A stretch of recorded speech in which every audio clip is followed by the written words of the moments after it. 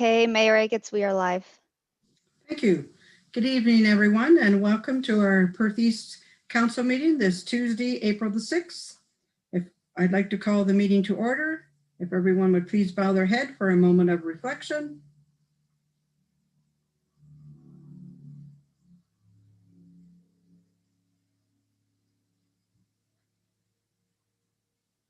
Thank you. We need a motion to confirm the agenda. Is there anyone wants added to the agenda before we ask for that? No? Okay. A motion to confirm the agenda. Moved by Amanda. Second by Andrew. All in favor? Carried. Okay, if you have pecuniary interest, you can disclose that now or as we move along in the meeting. We have 30 items in our consent agenda. Is there anything that anyone would like to pull in that consent agenda? Andrew? We could pull a group of items and a single item, 5.15 to 5.19 and 5.111. Okay, Jerry?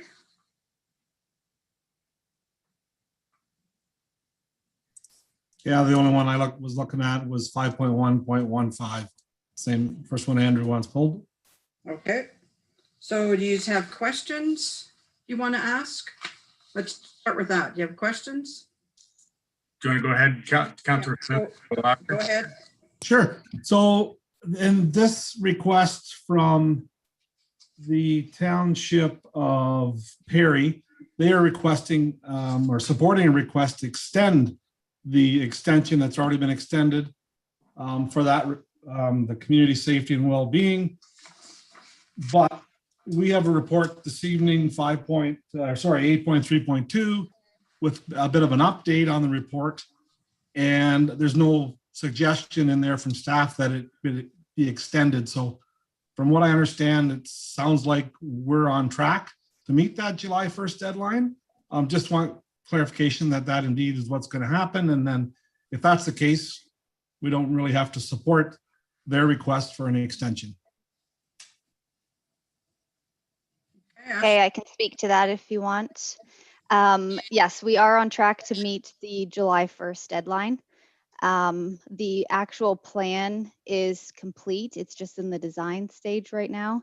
The implementation plan is the second piece that we're working on, and the two will be brought forward together. But I will speak to that more under that item number. But at this point in time, I don't feel like we need to request an extension. Okay, so you just want to receive that for information then, Jerry? Okay. I'm fine with that. Thank you. All right. Okay, Andrew, we'll go to yours then. Yeah, 5.111, the Perth County updated. It references the transportation plan there, the Perth Connect or whatever it is. Still don't see Shakespeare on that list. So if anybody from county can let me know what's going on. It was promised it was going to be early in the year. We're a quarter of the way through. I don't see it on the list. So maybe I missed it. I don't know, but was hoping to see that on the list. I know COVID's kind of frozen the service at this point, but there could be some clarification on that, please. Okay, hubby, we'll go back and ask Maggie at the county. It could be because of COVID. I know because they've limited the number of riders and everything else, and I'm wondering if they haven't changed the routes until it comes off. Maybe Daryl? Yeah, no, I was going to chip in there. I believe they've extended some, they've added a little more funding there, and we have backed off on the media a bit, and I'm thinking that's what's going on. But yeah, like Rhonda said, we'll touch base with Maggie. I think that's a good call, Rhonda. Thank you. I'll leave that with you guys. Second item, group of items would be the quarterly activity reports. Like reading, there's a lot of information in there. Makes the long agenda longer, and I imagine it takes up quite a bit of staff time. I'm not sure where we're at, just for discussion purposes. I wonder if we could move this to twice a year instead. We don't want to some of these reports take a lot of time to write it down. The actual fact of making a report takes time too, right? So I like them, they're good. I'm just wondering if we could move it, if there's anybody who had interested in moving it to, maybe first quarter and third quarter instead, or do we want to see the benefit of continuing on, or is staff okay and it's easy to do? So I just thought I'd throw that out there. Okay, I also noticed tonight we have a fire yearly report, so maybe we want to go to something like that? Or what is? I'm just seeing it 4 times a year. It seems to me to be a lot. I know me personally, I have to do the same type of reporting at work on a weekly basis, and it takes up a good part of a day. This might be a little more complicated, so I'm just throwing it out there for council. We don't have to make a decision or change anything, but maybe discussion for another day. How much time, if I could ask maybe CEO Campbell, how much time it takes per manager to do this, or is this an ongoing list that just gets generated? So just in response to that, I think it varies, Councillor McAlpine, in terms of the time that it takes. Most managers, of course, they have their work plan as well as their calendar, all the items that they're working on in projects. So certainly we would be fine to have it less than quarterly, or but certainly it's at council's direction as well. Okay, anyone else? Jeremy? Yeah, I'm okay to go Andrew's route here and go twice a year, first and third quarter. I think we don't want to spend a few hours on this if we don't have to. Okay, so do you want that in a motion? Ashley, is that how you wanted to deal with this? Or did you go with screen? Yes, please. I believe the quarterly reports were through a motion previously. So we will Okay. need to change that then to the first and third quarter. Okay, so let's add that on to new business. How's that? Okay.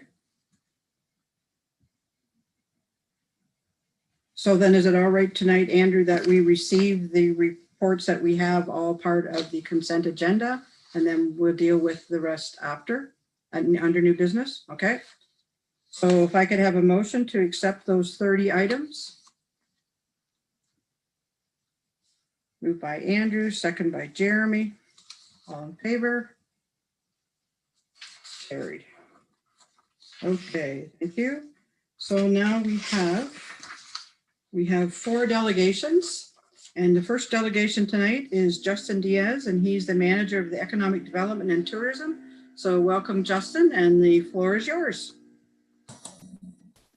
Thank you, Your Worship. Members of Council, thanks for the opportunity this evening to share a bit about the updates from the County Economic Development and Tourism Division, to just share a bit about how we've been supporting businesses throughout the COVID pandemic, and how our plans to support businesses continue throughout this year 2021. So I'm going to go ahead and share my screen. Hopefully this is going to work.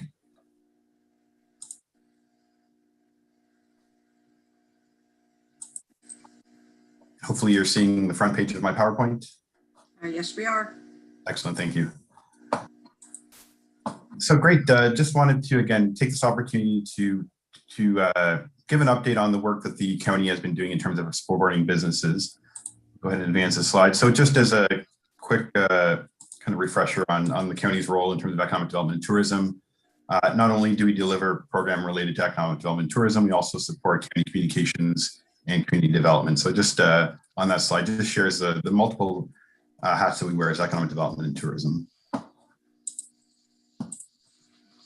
here tonight representing the amazing team that we have at the county, delivering economic development and tourism, as well as transportation on behalf of the county. So our team is I'm very proud of the work that our team has done over the past year and continue to do to support businesses, and just wanted to give them a quick shout out while I had the opportunity.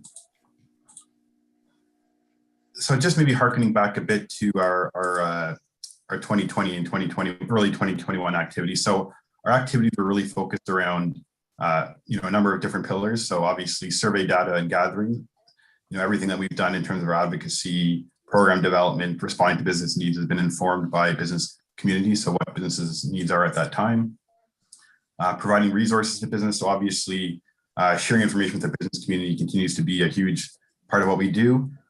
With so much information coming at businesses in terms of programs, grants, available funding streams, we want to make sure that we're taking that information, distilling it, and sharing with our business community in the most accessible way for them. Marketing campaigns, so the support that we provide through marketing campaigns throughout the year in terms of our, throughout the various stages of lockdowns, restrictions, reopenings. Our focus in all of our marketing campaigns continue to be to drive local spending, shopping local. We know that a lot of spending has migrated online with the pandemic and people shopping from the comfort of their home. Where possible, we've attempted to continue to provide creative and fun ways for people to continue to support local businesses, because we know that's vital at this time. Training programs, so we continue to offer support to businesses in terms of training. One example I might reference is our Digital Main Street program, which is our opportunity to share with businesses ways to get them online, to sell online, offer e-commerce support, social media support, as well as a number of other programs and workshops we've offered over the course of the pandemic to help businesses get online, adapt, and stay nimble given the pandemic and the impact it's had. And then finally, connecting business with funding sources. I kind of mentioned this above in terms of resources. There's a myriad of programs that have been offered, whether they be through Stratford Per Center for Business, the RTO Regional Tourism Organization had offered some tourism adaptation grants, technology advancement grants, obviously the provincial government's small business support and PPE grants, and the newly announced tourism support grant coming from the province that we're waiting for some more details on. So really our role here is to continue to provide support to businesses in terms of helping them access that funding, and then also helping them with resources that they can best utilize and take advantage and try to get as much of that money flowing into the local economy as we can. So this next slide just kind of highlights some of the work that we've done over the last year. Just as some examples, I'm sure many of you are probably familiar with many of these programs that we've run over the course of the pandemic. I just wanted to share them here as just a reminder of some of the various programs we've done and continue to offer. Again, in terms of our marketing and outreach programs, I'm sure many of these are familiar to you in terms of things we've done in the past. There's a number of programs here that we've launched and will be kind of reviving as the pandemic goes on. So just wanted to share those with you. So just maybe a quick note about these marketing campaigns. I know I mentioned it earlier that we really have seen a tremendous impact from the marketing campaigns that we've launched so far. So not only do they have that morale boosting component to them in terms of keeping our businesses positive and upbeat, they do really have a strong economic impact. And I might give a couple of examples of that. So one of them was our Take the Pledge campaign we ran prior to Christmas. This was an opportunity for local residents to pledge their support and commit to spending 70% of their holiday shopping in the local communities, just locally. So just to give an example of kind of some of the reach of these programs. So we had 566 residents pledged to spend more than 70% of their shopping locally. And we know, kind of according to the data, that the average Canadian family spent about $1,100 on holiday purchases. So, kind of multiplying, 566 local residents with 70% of $1,100, we can, reasonably ascertain that there was over $400,000 of local impact. Business people were spending directly in the local economy. Obviously not entirely in regards to our program, but it did definitely help to support that. In terms of 2021, I did, our focus continues to be to supporting business communities throughout the pandemic as we go through various phases of lockdown and shutdown as we are in now. So some of the programs that we're continuing to roll out as 2021 unfolds. I did hear in the opening about some comments about the PC Connect Transit project, and I know that Maggie Martin, our transit project coordinator, will be hopefully giving a presentation at Perth East Council in the very near future to give you a full update on what's been going on with that program, but just wanted to mention that as well. Our digital service squads, we were recently successful in securing an extension to this program. Just maybe a couple of highlights. We've been able to help over 60 businesses so far through our digital service squad team member, providing assistance with things as far as Google My Business listings, e-commerce, helping businesses connect with Digital Main Street Ontario to access some grants. And we know that through our digital service squad provider, we were able to help 6 businesses access a total of $15,000 directly in digital transformation grants. So that program continues to be successful. I encourage you, if you know businesses who are struggling to get online or to improve their presence online, to please reach out, because we do have that position in place for another 3 months or so. So please do reach out. Our Discover More Flavor program, so that's our farm gate map. We are looking very much forward to rolling this out across the county throughout the summer, and anticipate a launch during Local Food Week, which is the first week of June. I know that you may already be seeing some of these signage and items popping up across the county as our tourism officer continues to deliver this to businesses. And the map and the website, as I mentioned, will go live the first week of June during Local Food Week. So a really, one of our marquee programs we're looking forward to rolling out in the late spring, early summer. And then the Tourism Adaptation Technology Grant, I mentioned this a little bit at the top in terms of funding with help businesses access. So this was a partner project with the RTO4 Regional Tourism Organization 4. Did help a number of local businesses in Perth East access some funding to adapt their business, whether that be setting up barriers, plexiglass, takeout windows, as well as technology grants. Those were things like setting up a contactless payment method. So a really strong uptake from across the county, and some number of businesses from Perth East that benefited from this program. I know right now they're just doing some due diligence and follow up with businesses in terms of getting all their agreements in place, but I believe that we'll be able to share that information soon in terms of the businesses that were able to access that funding. In terms of a few other program highlights for 2021, so we do have 2 projects that are supported by the Rural Economic Development Program offered through OMAFRA.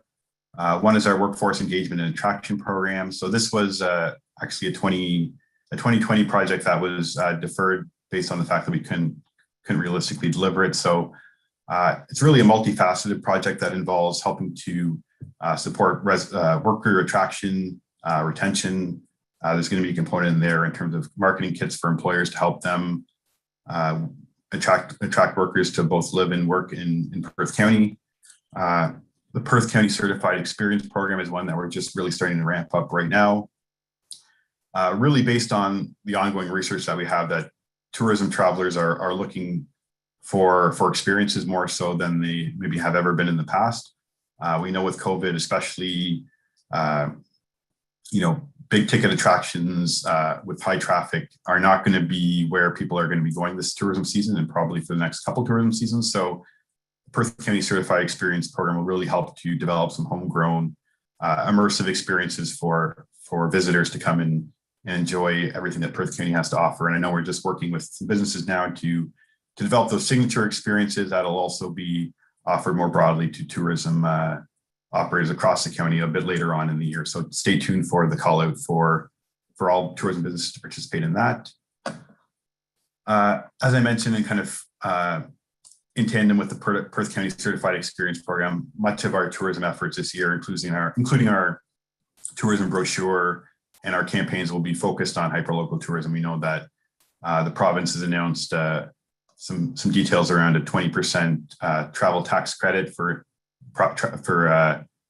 tourism in province. So we're looking forward to some more details around that, and really catering our message and our distribution of our brochures and our campaigns to target those hyperlocal tourism travelers. Obviously waiting for the time when that is being able to be encouraged given the COVID situation. Our Perth County's Community Improvement Plan. So this is another program we've applied for RED funding to support the development of a county-wide community improvement program. I think this fits nicely in hand in glove with kind of our Certified Experience Program in terms of helping businesses develop those really, attractions that are local, that are immersive, and really will help also address some of those impacts of COVID-19 in terms of providing some incentives to businesses to continue to help them pivot, adapt, whether that be to their building, to their entrance, to their facade, to their operation. It really is we're envisioning this as a fulsome program to really support business investment, support tourism investment, and also support COVID adaptation in the longer term. And then our virtual FDI and business attraction continues. Obviously, the ability to meet with businesses online has provided some opportunities, as well as some inhibited in some ways, but we do continue to meet with businesses regularly to help bring investment and interest in terms of Perth County available sites and those that we know are going to be coming online in the next couple of years. And then finally, just to finish off with program highlights for 2021, our advocacy outreach and community engagement projects. So there's a few things going on in relation to that. So our equity, inclusion, and anti-racism charter is an ongoing program. We currently still have our website, our survey available on the website. So please do have a chance to visit www.perthcounty.ca/charter to complete a survey. We just finished the last of our 4 roundtable discussions last week and had some good community participation in that, and look forward to the rest of that process and bringing that draft charter both to the community in terms of soliciting some more feedback and to County Council for adoption. Our COVID business survey 3.0 is currently live. Excuse me. So we did launch this prior to the announcement of the shutdown, and I've decided to keep it open despite the fact that the situation has changed obviously greatly in the last week or so. It really does provide a conduit for businesses to communicate with us and identify what is the current pinch points that they're feeling, so we can continue to advocate for them. And also adapt our programming and communications to support the most pressing business needs.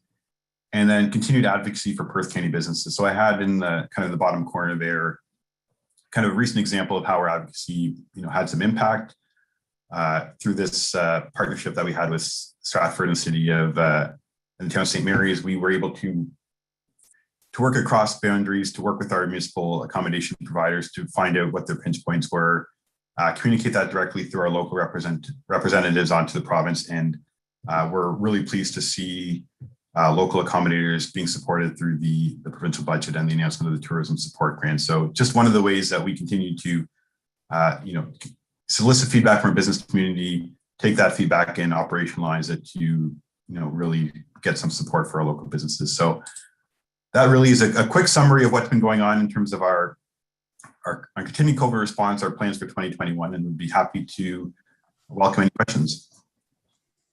Okay, thanks, Justin. You could put it back there. Great. I can see everybody. Any questions for Justin? Daryl? I know, good, great report as always there, Justin. Greatly appreciated. No, it's interesting times again here. I'm expecting some more pressure. Actually, was in conversation with one of my constituents today.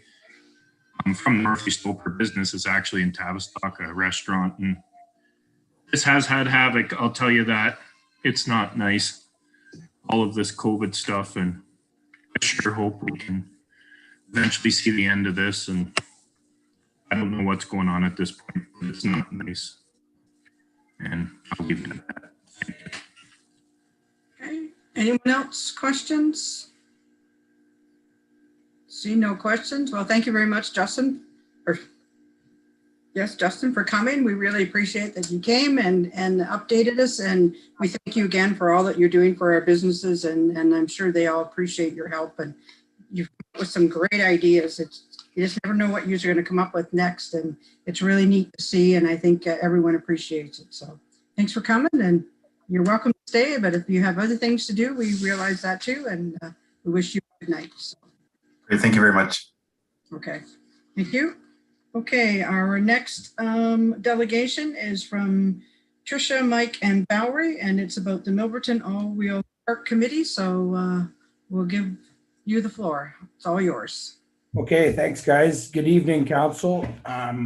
My name is Michael Hall, and along with Tricia and Val, we're part of an All Wheels committee started through community interest.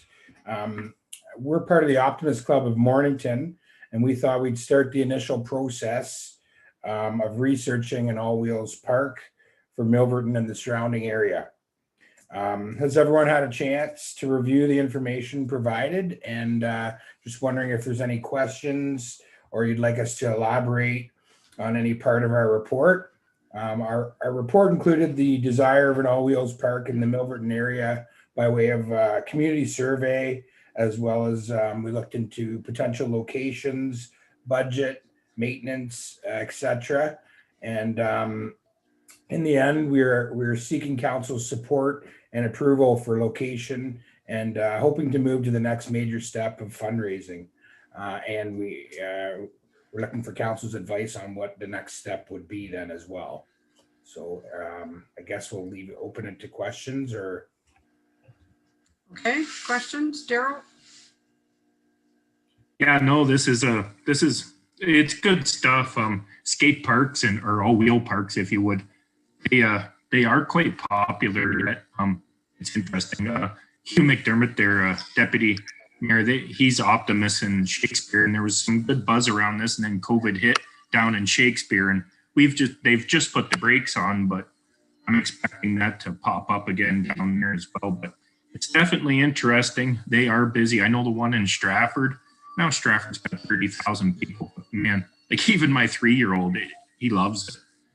It's interesting. You guys have done a good job there of getting a pile of data. Wow, there's a lot to go through. Okay, anyone else? Jerry?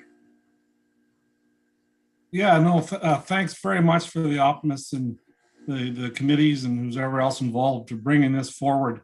As I was chairman of the 2017 Master Rec Plan, it was mentioned in a few spots. A few of our survey respondents did request it. It was not a high priority, but the plan did state that if there's a group that wishes to come forward, I would hope, and I know I'm fully supportive of it. Us as a township would support it 100%. So yeah, this is a great initiative. I appreciate the optimism for everything that they do. So yeah, looking forward to it. We'll probably, obviously get this back to staff and have them work with you as well. But yeah, this is a great thing for the township. So thanks a lot to the group that's bringing this forward. Okay, Andrew? Oh, thanks very much again, Skateboard Park Committee. It looks like you've done a lot of work. I just have a question, just a clarification. I know there's early stages of as far as funding and how that would work if you move ahead with this. I'm just wondering, the one statement said we feel the population and our budget can sustain it. I'm not sure what you mean by that. Does that look like you wouldn't mind a local area rate, or what would that statement represent? We thought that there would be enough users in Milverton to support, having this facility, and we in the Optimist Club would spearhead some fundraising for it. And we've sort of looked into the granting opportunities. We weren't thinking of a rate, no.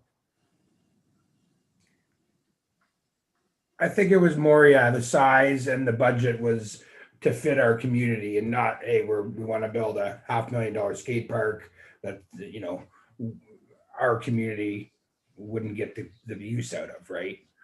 So the budget for the final drawing, I guess, is what you're saying. Yes. Okay, thanks very much. I didn't know you were talking about the budget in the Optimist Club or the overall funding budget, but yeah, no, thank you very much. Okay, any other questions? Amanda? Thank you very much. Excellent report, and appreciate all the work that you've put into bringing this forward to us. I just had a couple questions. I'm just looking at the report here. It's on page 159 of our council package. So these are the, I guess you would say, testimonials from other places that have gone with the skate park recommending this particular company. So a lot of them they're from like 2016, 2011. Do we have any other recent examples? And is there like in terms of pulling this together, was there any other companies that were sort of looked at when putting this report together? Just in terms of budget, just trying to get a sense in terms of so obviously that's the initial.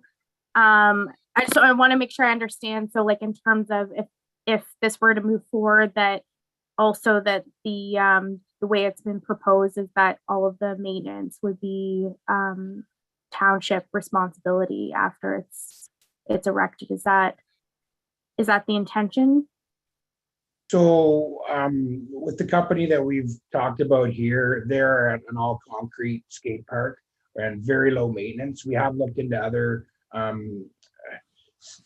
skate parks with, what is it, hard polymer plastic and stuff, and the testimonials there or whatever, the feedback is that there's a lot more maintenance on those parks. They are a little less money, but the maintenance is more. And I mean, with an all concrete skate park, there'll be next to no maintenance. You can get a leaf blower and blow the stuff off there and it'll be good for years to come. So we're geared more towards the all concrete park, but we'll definitely price out other companies as well.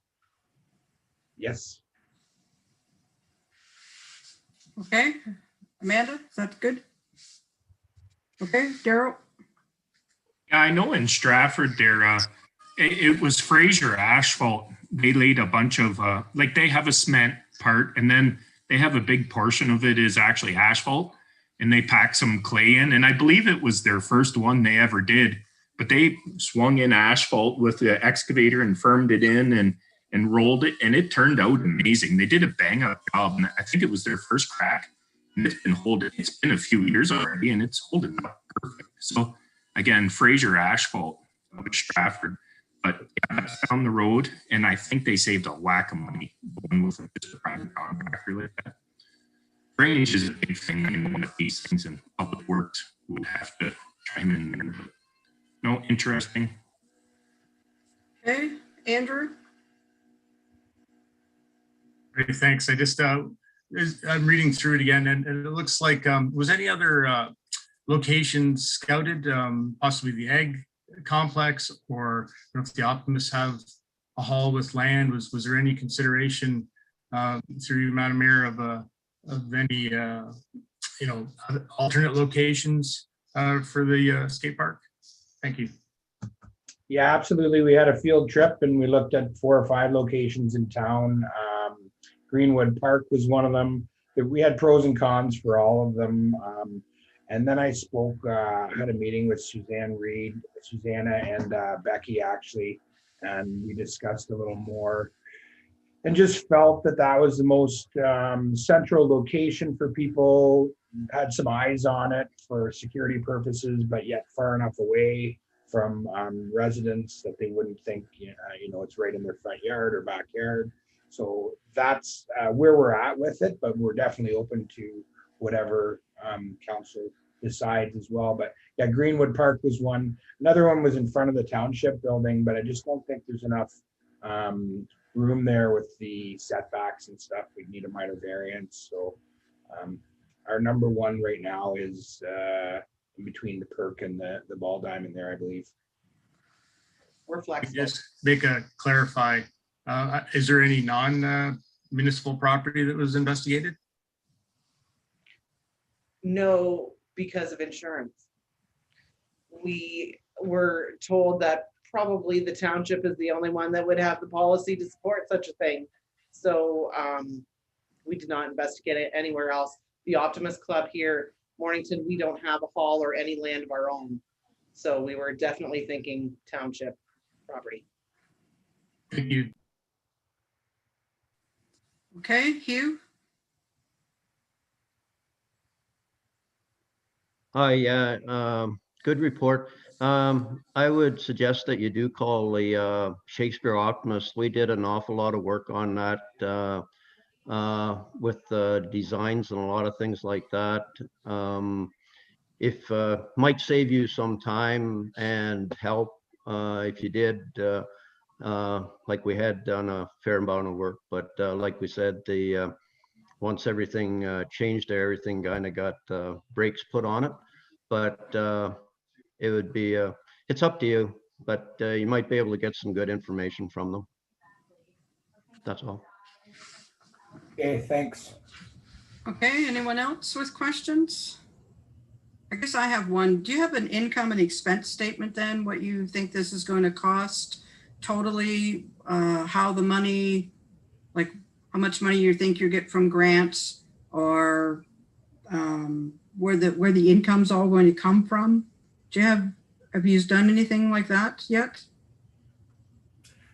No, not really. I mean, we do have an initial budget. We're thinking of around $100,000. Grants we've been looking at. Obviously, a Trillium grant is a big one that's been looked into. It's on and off now with COVID, but we have received an email stating that there is separate funding coming down the line as well now. But no, we definitely don't have an expense sheet yet. To apply for a lot of these grants, I think that we have to have an agreement in place and a plan in place. And this is our first step to have an agreement, hopefully with the township, that we can work from that then and start to apply for grants and things like that. Okay, we do appreciate everything you've done and what you've all looked into. I guess you touched on already, insurance. We'd have to find out from our insurer too what it would cost or entail to put a skate park in. That's something that the municipality would also have to look at. And you talked about in-kind, people helping in kind. Normally at the township, that doesn't happen because of liability insurance. Unfortunately, it would have to be our own public works. Like we can't bring in other people if it's township property that is going to go on to do in-kind work on our property. So there's a lot of things that would have to be looked into yet. For 2021, we have set our budget. We did it the last meeting actually. So the earliest that it would be 2022 before anything started to happen to move forward. And I know it's hard to get concrete numbers, but I think we need you talk about $100,000. I guess for my comfort, I need to know what that all covers and then where the money's going to come from to help pay for it. And afterwards, if the township assumes it, like concrete probably is the best to last the longest. How long do these last? 25 years, 30 years? Maybe they'll last 40 years. I don't know. I guess those are some of the things that council probably needs to know too. But anyway, if is there any more questions from any other members of council? Jeremy?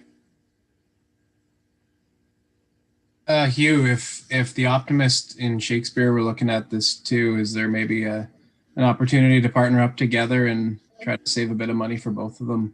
Like if it's inevitable that one's going in Shakespeare, maybe that's an idea to put them together, and when and if a tender does go out, get them together and build them at the same time.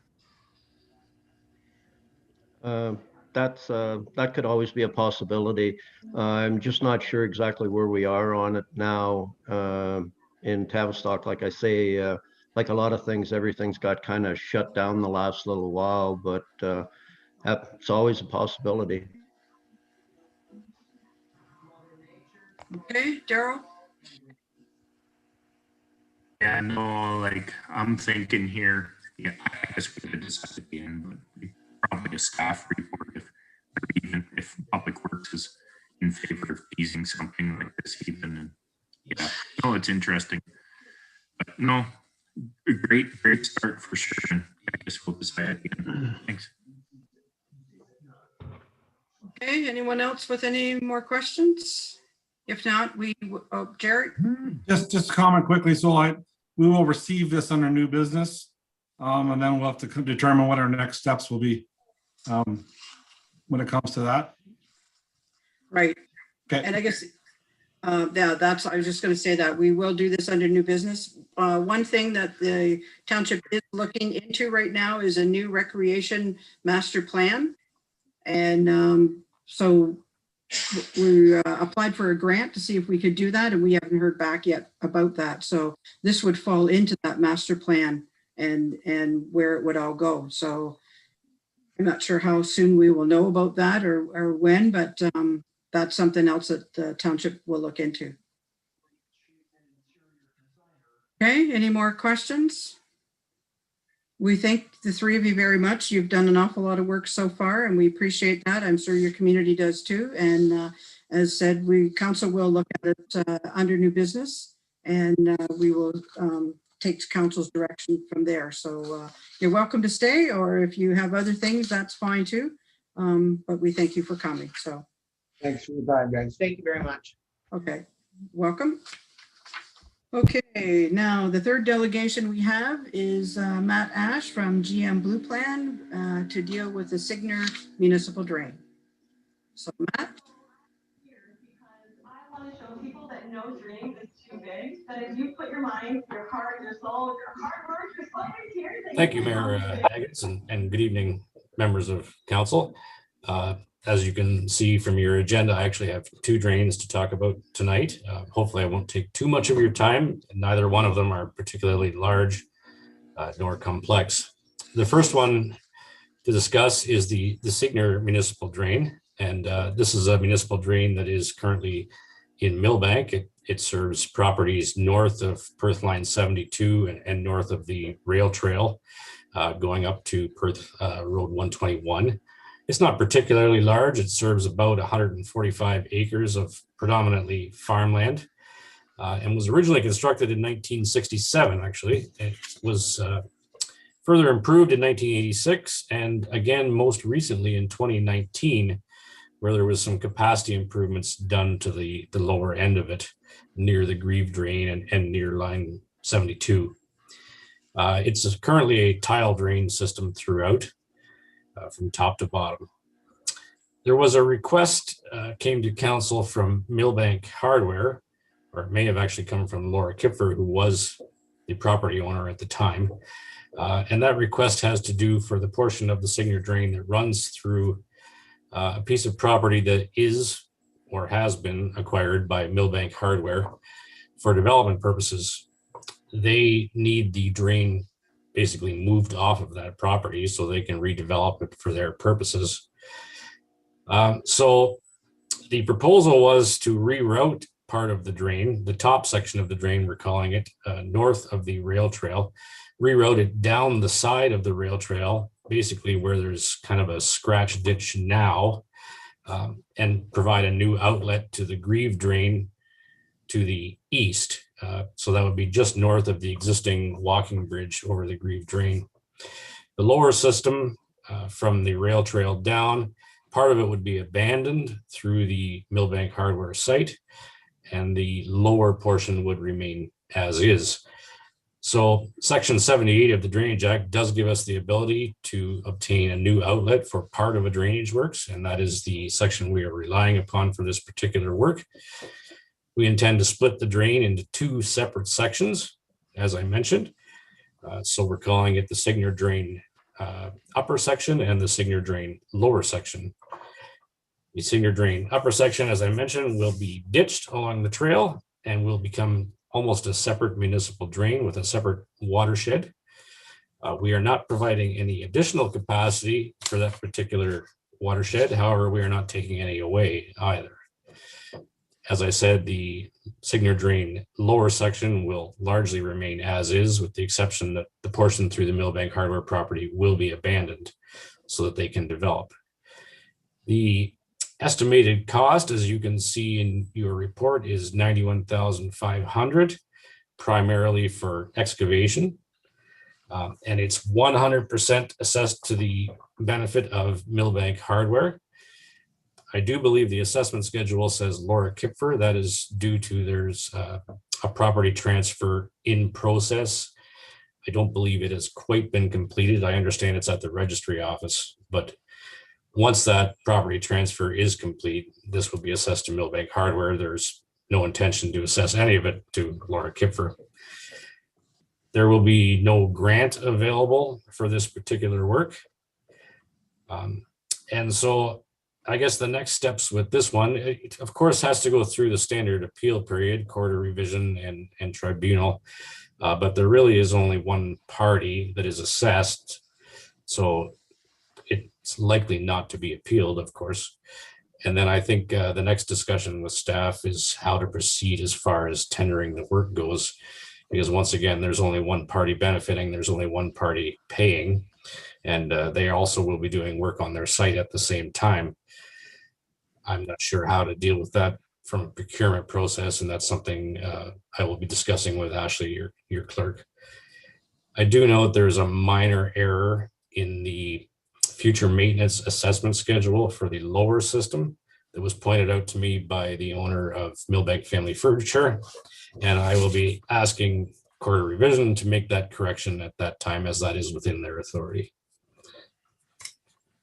Beyond that, I have really nothing further to add. As I said, it's not particularly complex. It's simply trying to get something out of the way for development to proceed.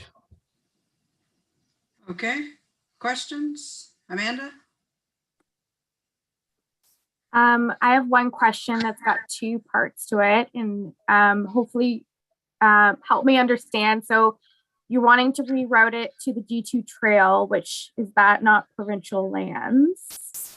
And I guess just trying to get an understanding in terms of how that was sort of decided. And then I guess my second question is, I know you said that this is pretty straightforward, but do we have a letter from the province that they are going to grant this? Because obviously that could really complicate things if it's on provincial lands, right? So I guess that's sort of my concern. Maybe I'm not understanding what you've put together properly. So just hoping to get an explanation on that rationale. Yeah, that's actually a very good question. It always concerns me as well when we're dealing with provincial land. The province was invited to the on-site meeting. They were also invited to the design review meeting. Unfortunately, they did not show up to either one of them, which I would have preferred that they had, would have been better.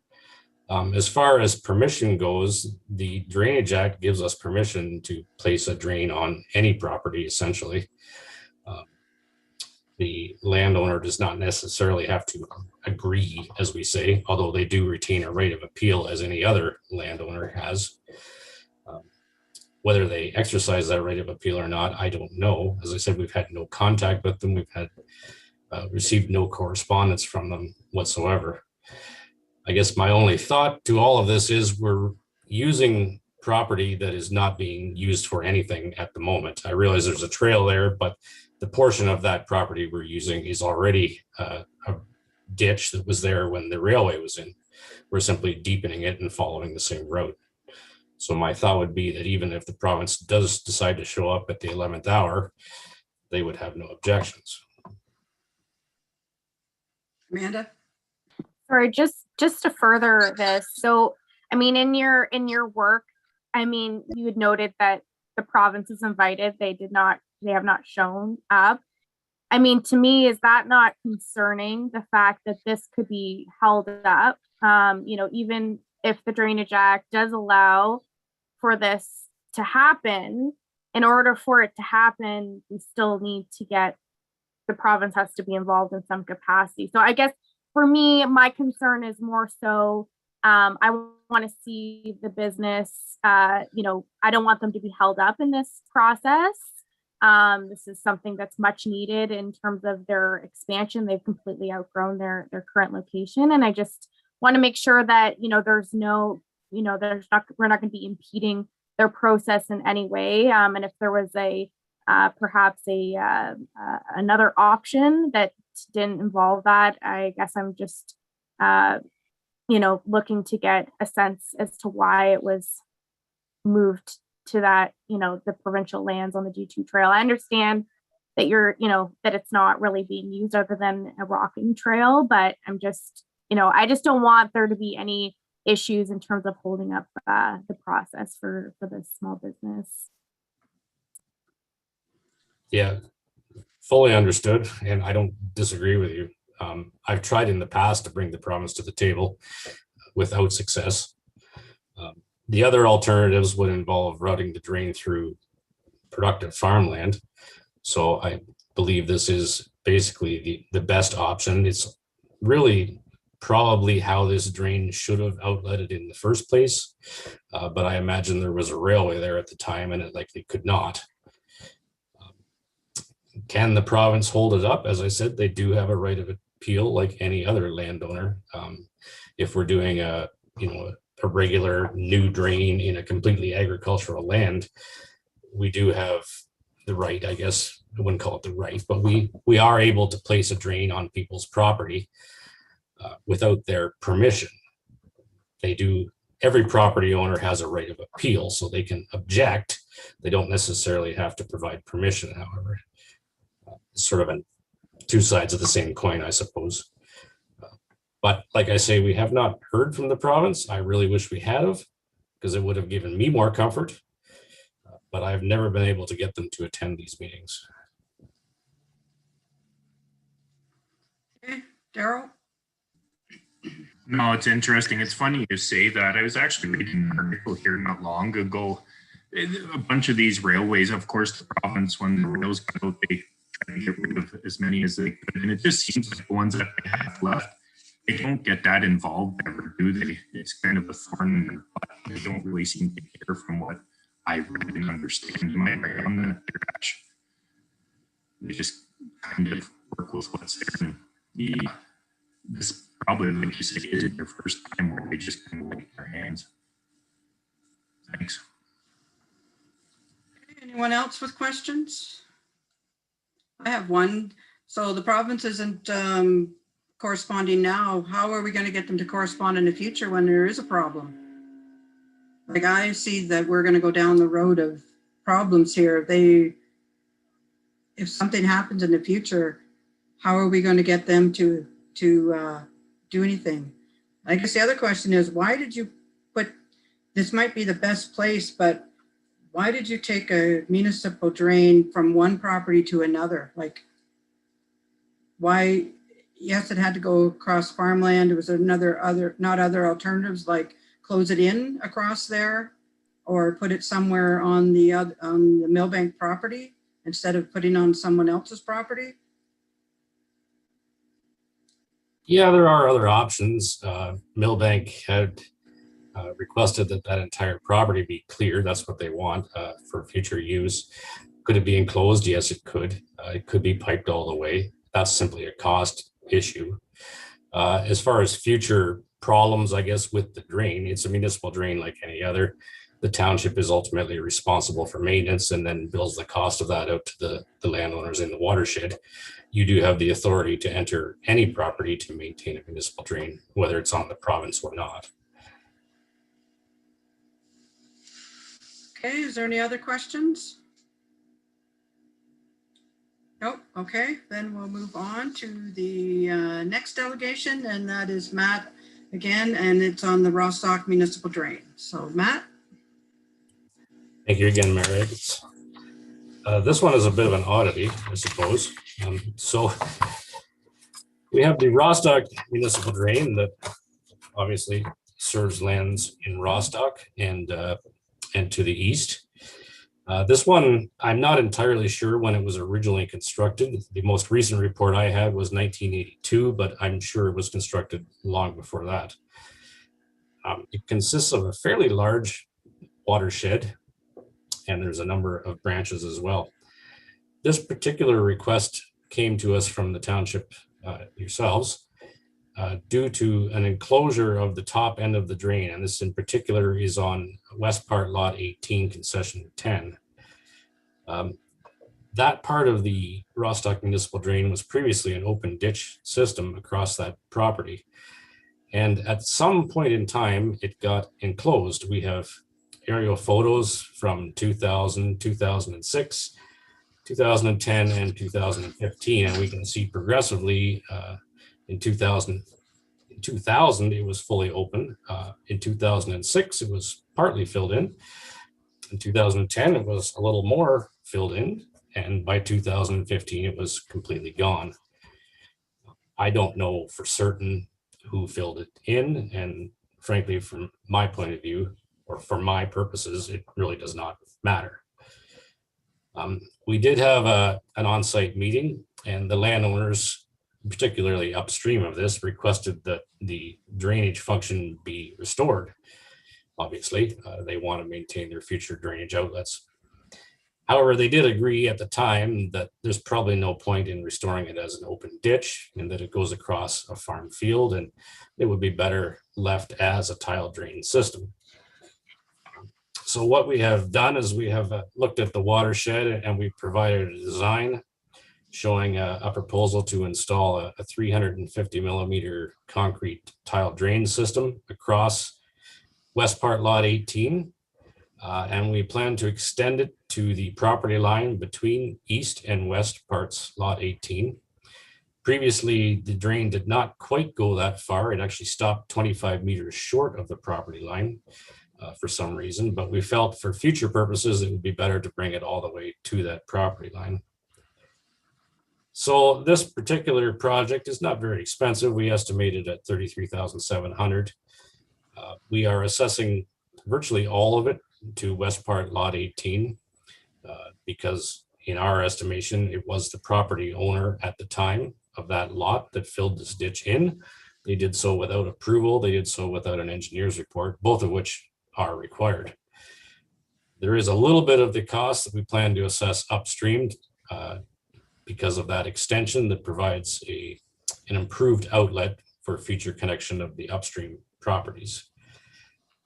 This one, I'm not sure it will be grantable. I've never run across a situation like this before. However, I would suggest to Clerk Carter that we actually apply for grant and see what happens, but I would suggest assuming that there is no grant. Once again, there'll be the standard appeal periods on this one, court of revision and tribunal. The tender documents are ready to go. It's just a matter of when your clerk wants to actually put this out to tender. So once again, a small project, a rather strange one. I've never had one like this before. So if there's any questions, I'd be happy to entertain them. Okay, any questions? Daryl? Yeah, you mentioned that it was short of 25 meters of the fence line. Even back 20 years ago, it never did go right to the fence line, correct?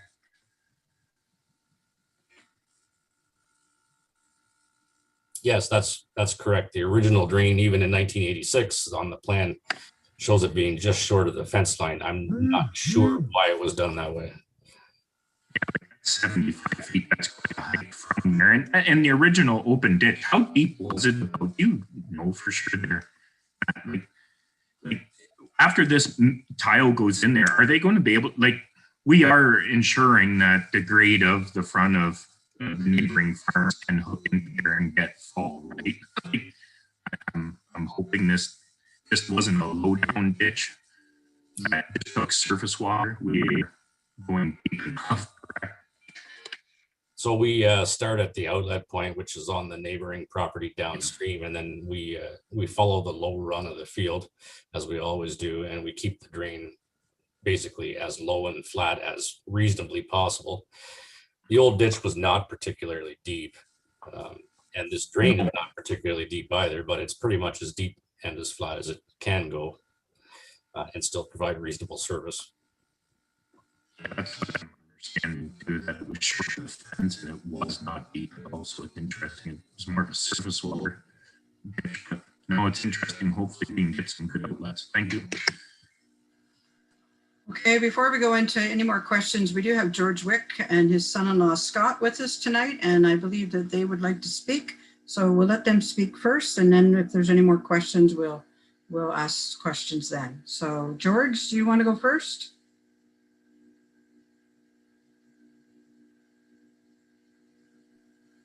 He'll just be trying to unmute. So George, if you can hear me, if you just press #6. Oh, there he goes. Hi, This George. is George. I pressed *6. Am I getting through? Yes, we can hear you. Go ahead. Yes, thanks for the work that you've done. And I know I've been bugging you about getting this done for a while, and it's not your fault that it isn't done. But I have a couple of questions.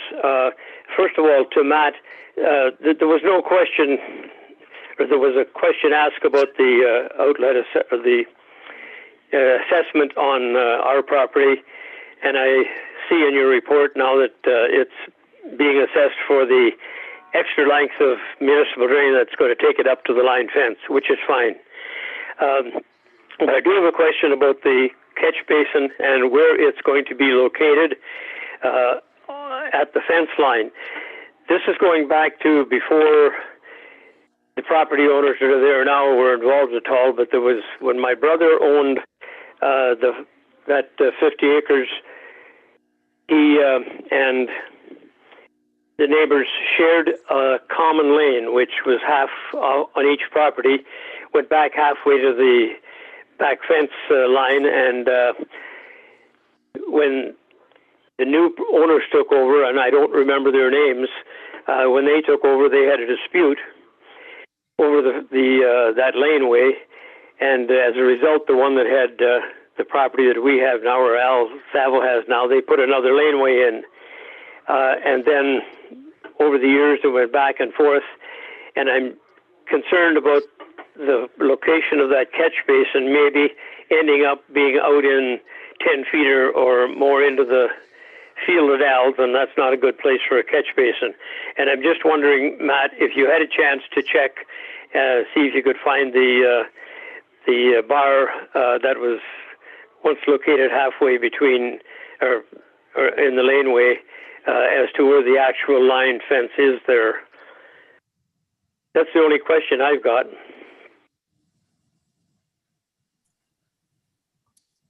Yeah, thanks, George. I think you and I talked about that previously. And yeah, I mean, when we go to do the work, we'll try and find if there's an old corner post or bar. Ideally, I'd like to put the catch basin on or as close to the property line as possible. I tend not to try and put catch basins in the middle of fields, anywhere where people have to work around them. Thank you. And I just thought I'd mention that in case you had forgotten that I mentioned it before. Thanks for the good report. Okay, Scott? Oh, I do have one other question. I'm sorry. Okay. The catch basin that's going to be placed there, will there be a hole there that we can connect the tile without any trouble from our property that's going to have to be relocated? Yes, they come with knockouts, and they usually come with, I usually ask for a 6-foot stub of tile coming out of them for future connections. Okay, thank you. Okay, thanks, George. Scott, do you have anything else you wish to ask? No, actually, I'm good. I was just put on here as a backup in case George couldn't connect. So all is good. Thank you very much. Okay, thank you. Is there any more questions from anybody? Amanda? Not a question, just a comment. Thank you. This has been a long time coming and had many conversations with George and Scott. And it's, as you say, a very unique situation and very concerning how it's got to this point. But I'm really happy to hear that we're moving forward. And thank you very much for this work to date.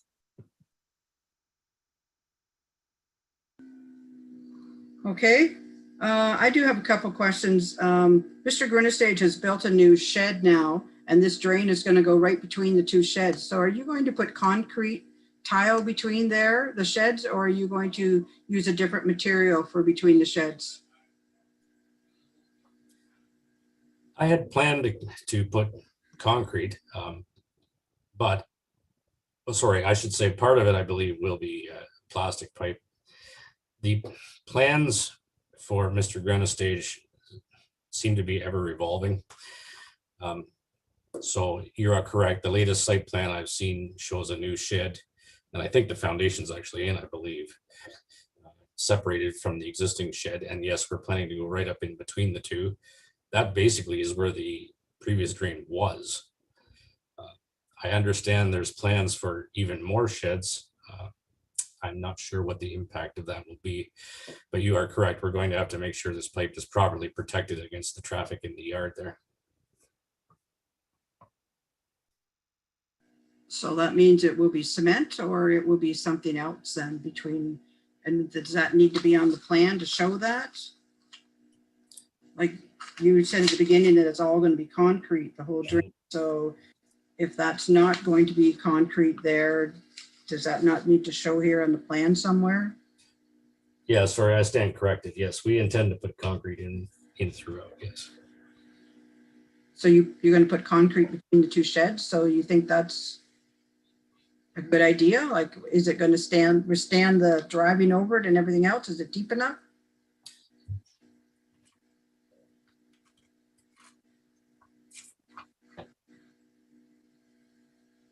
Yeah, we have approximately ranging from 0.8 to 1.2 meters of cover through the yard.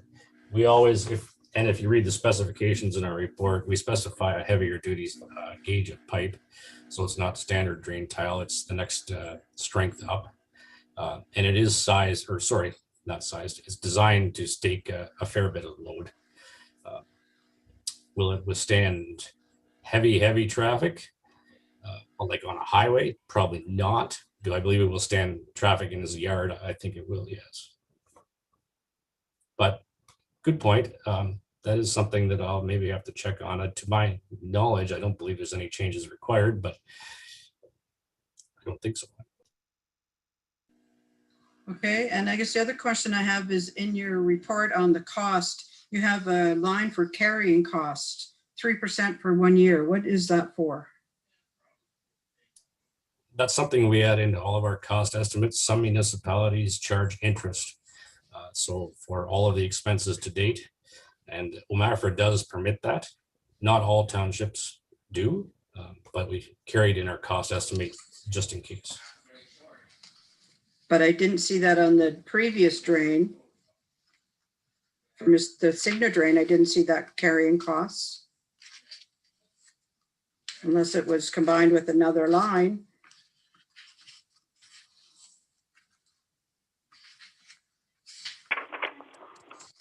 On it, the previous one, we just had on-site meeting, survey, plan, profile, and report, and HST. And then this one, we have the extra line of the carrying costs.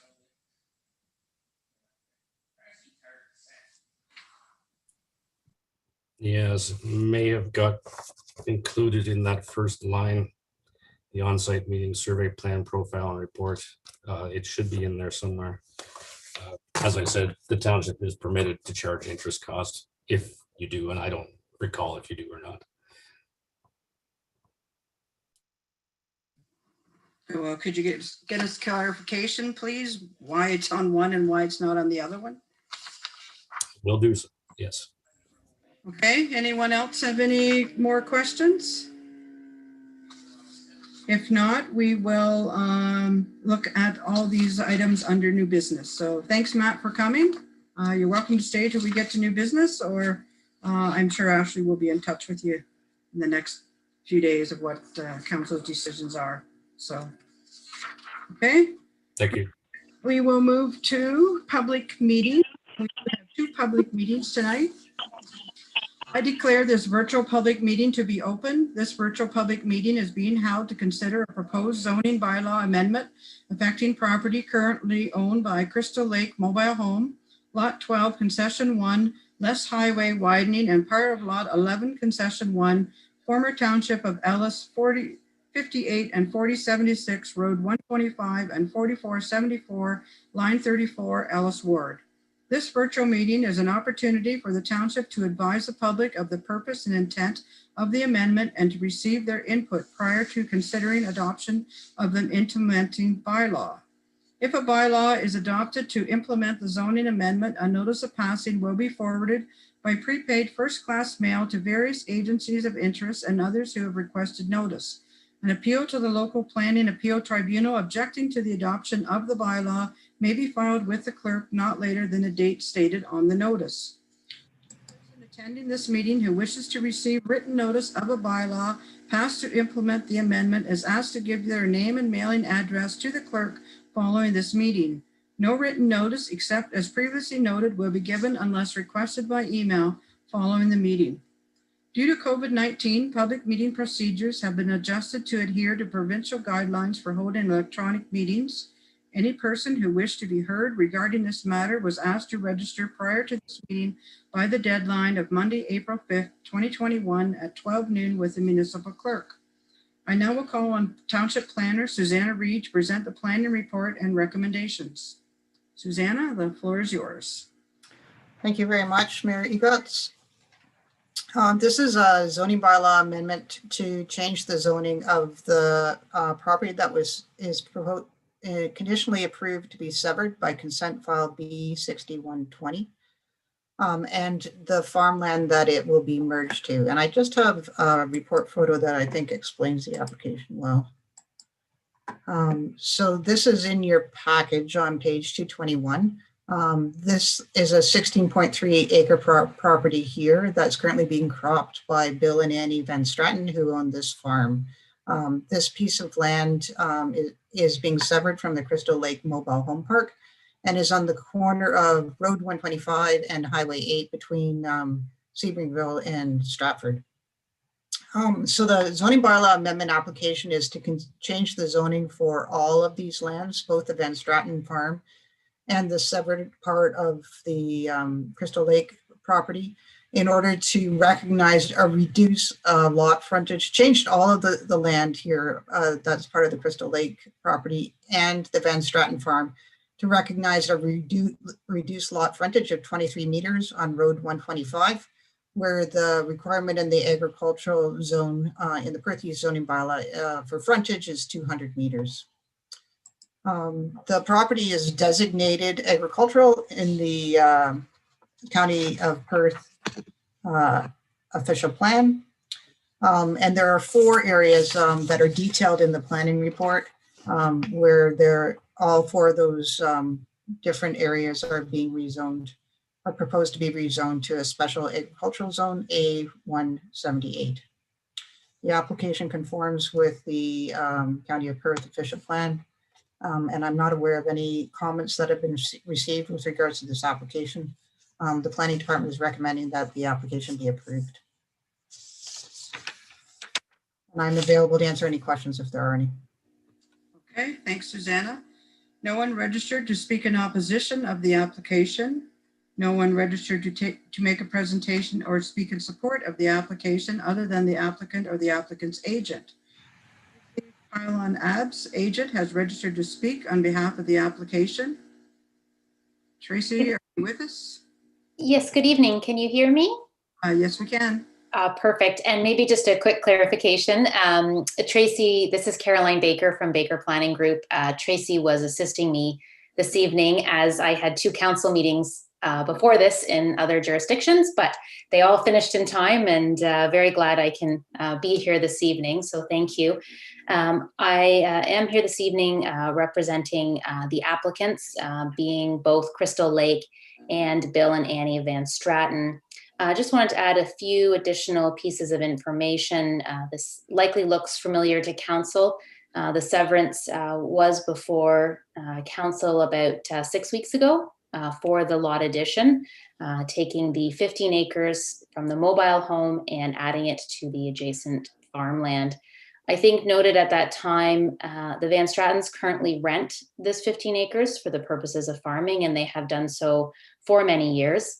And this is looking to formalize that and allow them to own the land as part of their property. As you may know, historically, when the mobile home park was built, there was this additional 15 acres put on, quote unquote, on hold in case additional communal septic bed area was required. That was a number of years ago when technology was a lot less sophisticated and septic systems did require sufficient land area. We have confirmed through work with RJ Burnside that the retained mobile home park is of a sufficient size to accommodate a new communal septic bed should it be required.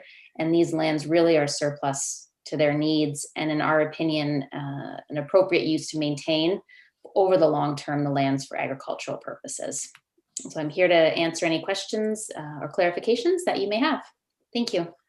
Okay, thanks, Caroline. Are there any questions from members of council? Seeing no questions, council will consider a resolution regarding the planning report recommendation following the conclusion of the virtual public meeting. Bylaw number 220-2020 to implement the approval of the zoning bylaw, zoning application will be considered later within the council agenda. So we have two public meetings. We'll go to the next public meeting and then we'll come back to the resolutions. So the second public meeting is for Eckert Farms Limited of Lot 35, Concession 1, 5390, line 34 of the Ellis Ward. And I'm not going to read all that preamble again. I'm going to jump right to Susanna. So Susanna, the floor is yours. Okay, thanks very much. This is a zoning bylaw amendment, which is a condition to consent file B3820. This is a surplus farm dwelling severance application, which has received conditional approval. And the application for rezoning, the property has been submitted by Eckert. The application has been submitted by Eckert Farms Limited. And the property is at lot 35, concession 1 in Ellis, which is on the corner of Road 150 and Highway 8 on the northeast side of that intersection. The application is to change the zoning on both the farmland and the house that's proposed to be severed. And I'll just share the report photo. This is on page 255 of your package. Again, Highway 8 and Road 150. And here is the house that's proposed to be severed and the retained farm land. So the area of these two parcels is in the planning report. The severed parcel includes a house and a small shed. This barn has been removed and the retained land is all workable agricultural land. The application then proposes to change the severed parcel to an A special zone, which permits the house as a standalone property, not accessory to an agricultural operation. And then the retained land is proposed to be rezoned to A5 zone to prohibit any new permanent residential dwellings on that farm property. The application conforms with the County of Perth official plan, and the planning department is recommending that the application be approved. I'm not aware of any correspondence that's been received for this application, and I'm available to answer any questions. Okay. No one registered to make a presentation or speak in opposition of the application. No one registered to make a presentation or speak in support of the application other than the applicant or the applicant's agent. The applicant or the applicant's agent did not register to speak in respect to the application. Are there any questions from members of council? Seeing no questions, council will consider a resolution regarding the planning report recommendation following the conclusion of the virtual public meeting. Bylaw number 201-2021 to implement the approval of the zoning application will be considered later within the council agenda. The virtual public meeting is now concluded and will continue with the regular meeting of council. Okay, so we have two motions. The first one is to deal with the Crystal Lake mobile home property. The Council of the Township of Perth East received a report dated April 6, 2021, prepared by the planner entitled Zoning Bylaw Amendment number Z20-2020, submitted by Crystal Lake Mobile Homes Ontario Limited and Bill and Annie Van Straten, affecting lands described as Lot 12, Concession 1, Less Highway Widening, and Part Lot 11, Concession 1, former Township of Ellis, 4058 and 4076, Road 125 and 4474, line 34, Ellis Ward, Perth East, and that council approved the application for a zoning bylaw amendment by Crystal Lake Mobile Homes Ontario Limited and Annie Van Straten, affecting lands described as Lot 12, Concession 1, Less Highway Widening, and part of Lot 11, Concession 1, former Township of Ellis, 4058 and 4076, Road 125 and 4474, line 34, Ellis Ward, Perth East. We need a mover and a seconder. Moved by Jerry, second by Daryl. Is there any more questions or comments? All in favor? Carried. Okay, and the second public meeting, the Council of the Township of Perth East received a report dated April 6, 2021, prepared by the planner entitled Zoning Bylaw Amendment number Z01-2021 PE, submitted by Eckert Farms Limited, affecting lands particularly described as Lot 35, Concession 1, Ellis Ward, 5390, Line 34, Ellis Ward, Perth East, and that council approved the application for a zoning bylaw amendment by Eckert Farms Limited, affecting lands described as Lot 35, Concession 1, Ellis Ward, Township of Perth East. Moved by Amanda, second by Jeremy. Any more questions or comments? All in favor? Carried. Okay, we have two public hearings.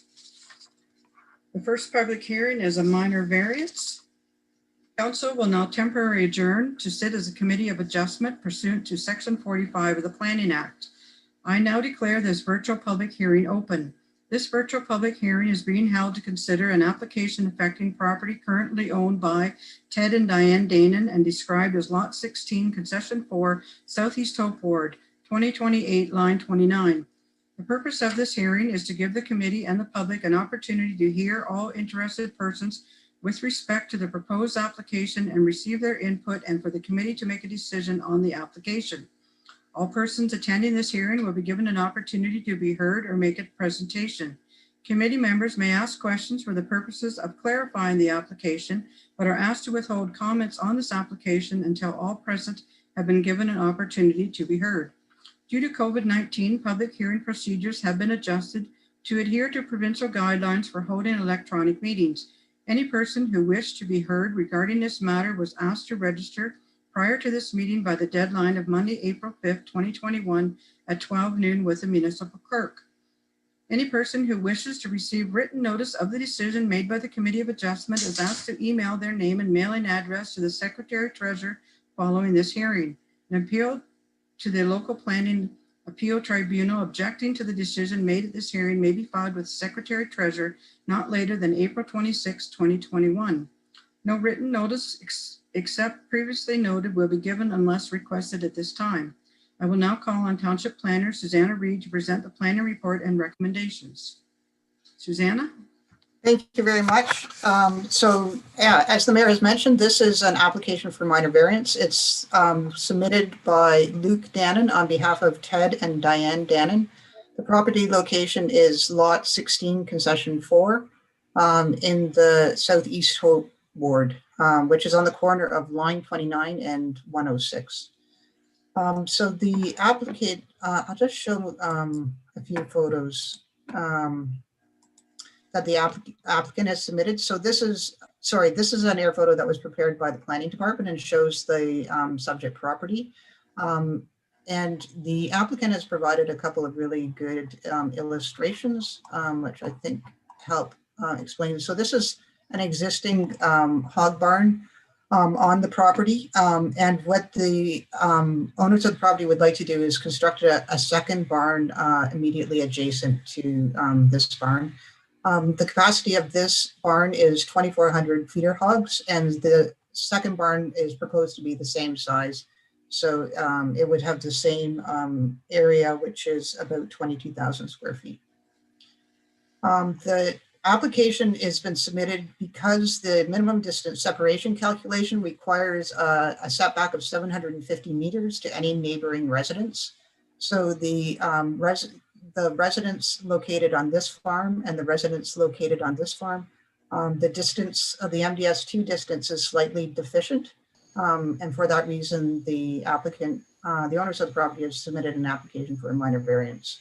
So here is, again, an illustration provided by the Danons in order to, which shows the proposed location of the second barn. I'll go back to the planning report. A minor variance application, the committee will remember, has 4 tests outlined in the Planning Act. And the committee must be satisfied that these 4 tests are met in order to consider approving an application for minor variance. So I'll walk through those 4 tests, which are, does it conform with the official plan? Does it conform with the zoning bylaw? Is it considered minor? And is it appropriate planning for the subject site? So with regards to the first question, does it conform to the official plan? The property is designated agricultural in the County of Perth official plan, and the woodlot on the property is designated natural environment resources. The official plan includes policies that outline the requirements for new or expanding livestock operations to be set back according to the MDS2 provisions or calculation. The same policy also specifies that it's possible to consider variances provided the variances are minor in nature with no unacceptable adverse impact. So the consideration of the minor variance tonight is supported by the County of Perth official plan. Likewise, the zoning bylaw, livestock barn is permitted in the agricultural zone. The property is zoned agricultural.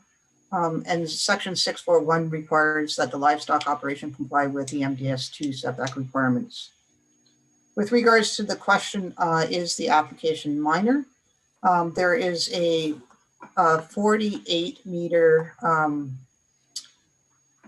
deficiency from, I'll just show you the air photo again. There is a 48 meter deficiency from the location of the proposed livestock barn to the farm or the residence at lot 17 concession 4. This farm is owned by Brentport Farms Limited. So the reduction is, the deficiency is 48 meters, which represents a 7% setback of the total 750 meters required. The setback to the house at lot 15 concession 4, which is owned by Dennis Rock, is 718 meters, which is a 32 meter deficiency, representing a 4% reduction in the total setback required. The planning department is of the opinion that both of these deficiencies are considered minor. And then the final test is with regards to the consideration of whether or not this is appropriate planning for the subject site. I think it's important to note that the AMAFRA MDS guidelines do not generally support or encourage reductions to MDS2 distances. The intention of the MDS2 distances is that neighboring residential uses and livestock operations will be adequately set back in order to mitigate concerns with regards to odor and be proactive with regards to land use conflicts.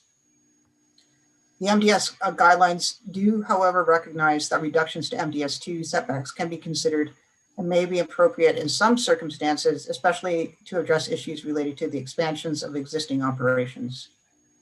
The proposed hog barn is in an agricultural area with livestock operations surrounding the property. The 2 residences to which the reduced MDS setbacks requested are both accessory to farms, including a hog operation at the Brentford Farms Limited Farm. The proposed barn is an expansion to an existing hog operation. And for these reasons, the planning department is satisfied that the reduced MDS2 setbacks are appropriate planning for the subject site. So as the application is meets the tests outlined in the Planning Act, the planning department is recommending that the application be approved with 2 conditions, and the number and the conditions in the planning report on page 268 should be 1 and 2, not 3 and 4. First, that the owner applicant complete the construction of the proposed structure within 1 year from the date of decision to the satisfaction of the CBO. And second, that the owner applicant construct the proposed structure in the location as identified on the plans submitted with the application. And that, just if I could make a note for the clerk, that the reference in the first condition referring to an accessory structure should be deleted. That's not correct. So that concludes the review of the application. I know that the applicants are at the meeting tonight, and I'm available to answer any questions at the committee's request. Okay, thanks, Susanna. No one registered to make a presentation or speak in opposition. No one registered to make a presentation or speak in support of the application other than the applicant or the applicant's agent. We do have property owners Ted and Diane Danon and applicant Luke Danon are registered to speak in respect to this application. So Ted and Diane, do you want to go first? I don't think we really have anything to add at this time. I think I just want to thank everybody for taking time to consider this. Okay, thanks, Diane. Luke, do you want to add anything? Nope, I have nothing to say. That's good. Thank you. Okay, thank you. Are there any questions from committee members? Daryl? And no, well put together there, Luke, and thanks, Susanna. That's very well laid out, explained. Yeah, that 4% there to the fence up there, that, yeah, it's 4%. And yeah, we've definitely done 4% before. And yeah, it's 4%, and that turns in the best location it can be for land use and preserving of farmland. And yeah, no, I like what I see for sure, and we'll go from there. Thank you. Okay, anyone else? If not, council will consider a motion regarding the application after we're going to do the next one, and then we're going to come back to the motion for this one. So the second virtual public hearing is for 222-4243 Ontario Limited, describes as lot 223, part 222 and 228, registered plan 363 70 Main Street South, Milverton, Township of Perth East. I'm not going to read all the preamble. I'm going to jump right down to Susanna. The floor is yours. Great, thank you very much. Yeah, so this property is located at 70 Main Street South in Milverton. Thank you to the mayor for outlining the ownership of the property. The application is a minor variance application which is requesting a reduced landscaped open space. The applicant would like to build or is proposing to build a Tim Hortons on this site, a restaurant with a drive-through. So the specific reason for the application is to request a reduction in the landscaped open space, where the Perth East zoning bylaw requires 20% of the lot be landscaped open space. The site plan as prepared by the applicant is proposing a 16.3% landscaped open space. So the property is designated highway commercial in the Milverton official plan and zoned C3 in the Perth East zoning bylaw. And again, there are 4 tests to minor variance application. Does it conform with the official plan? Does it conform with the zoning bylaw? Is it considered minor, and is it considered appropriate planning for the subject site?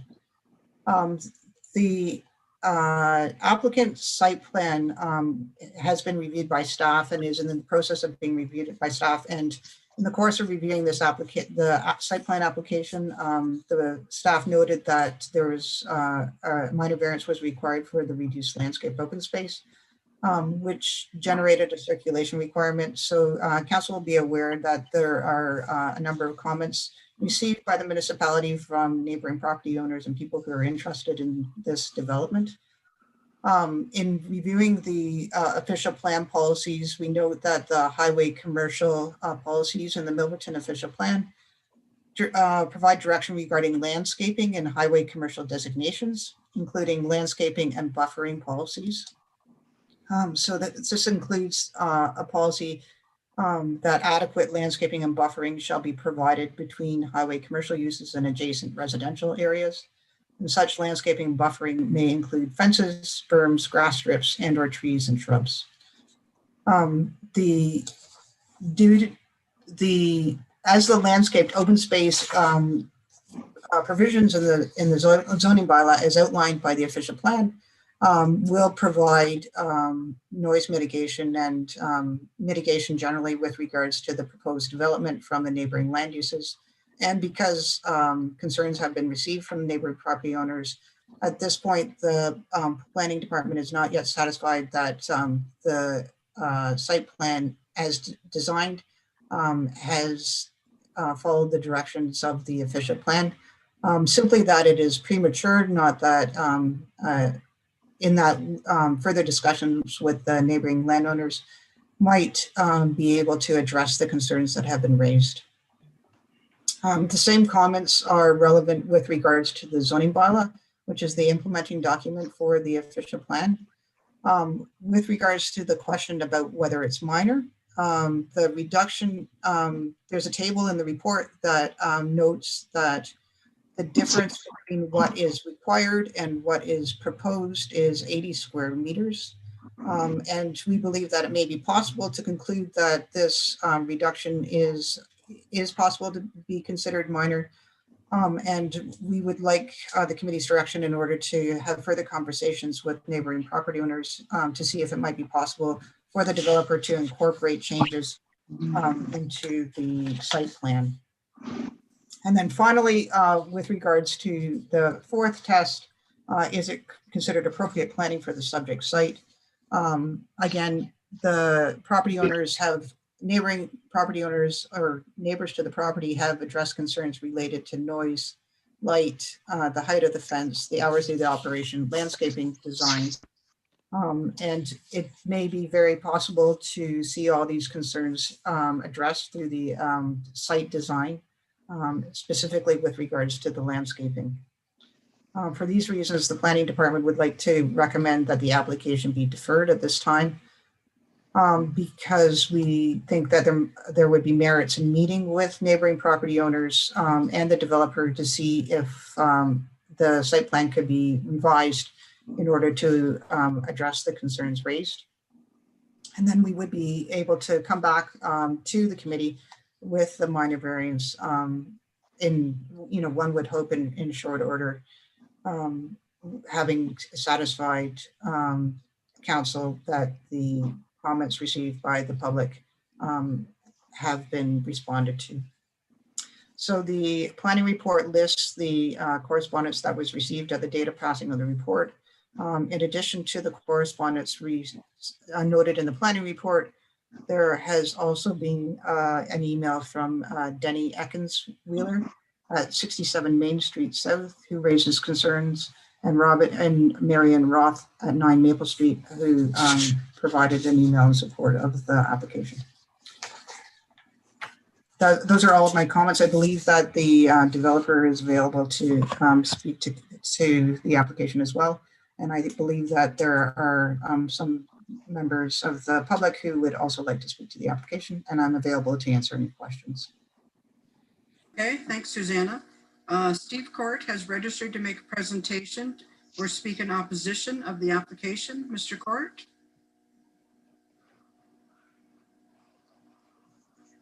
Hello, Council. Hello?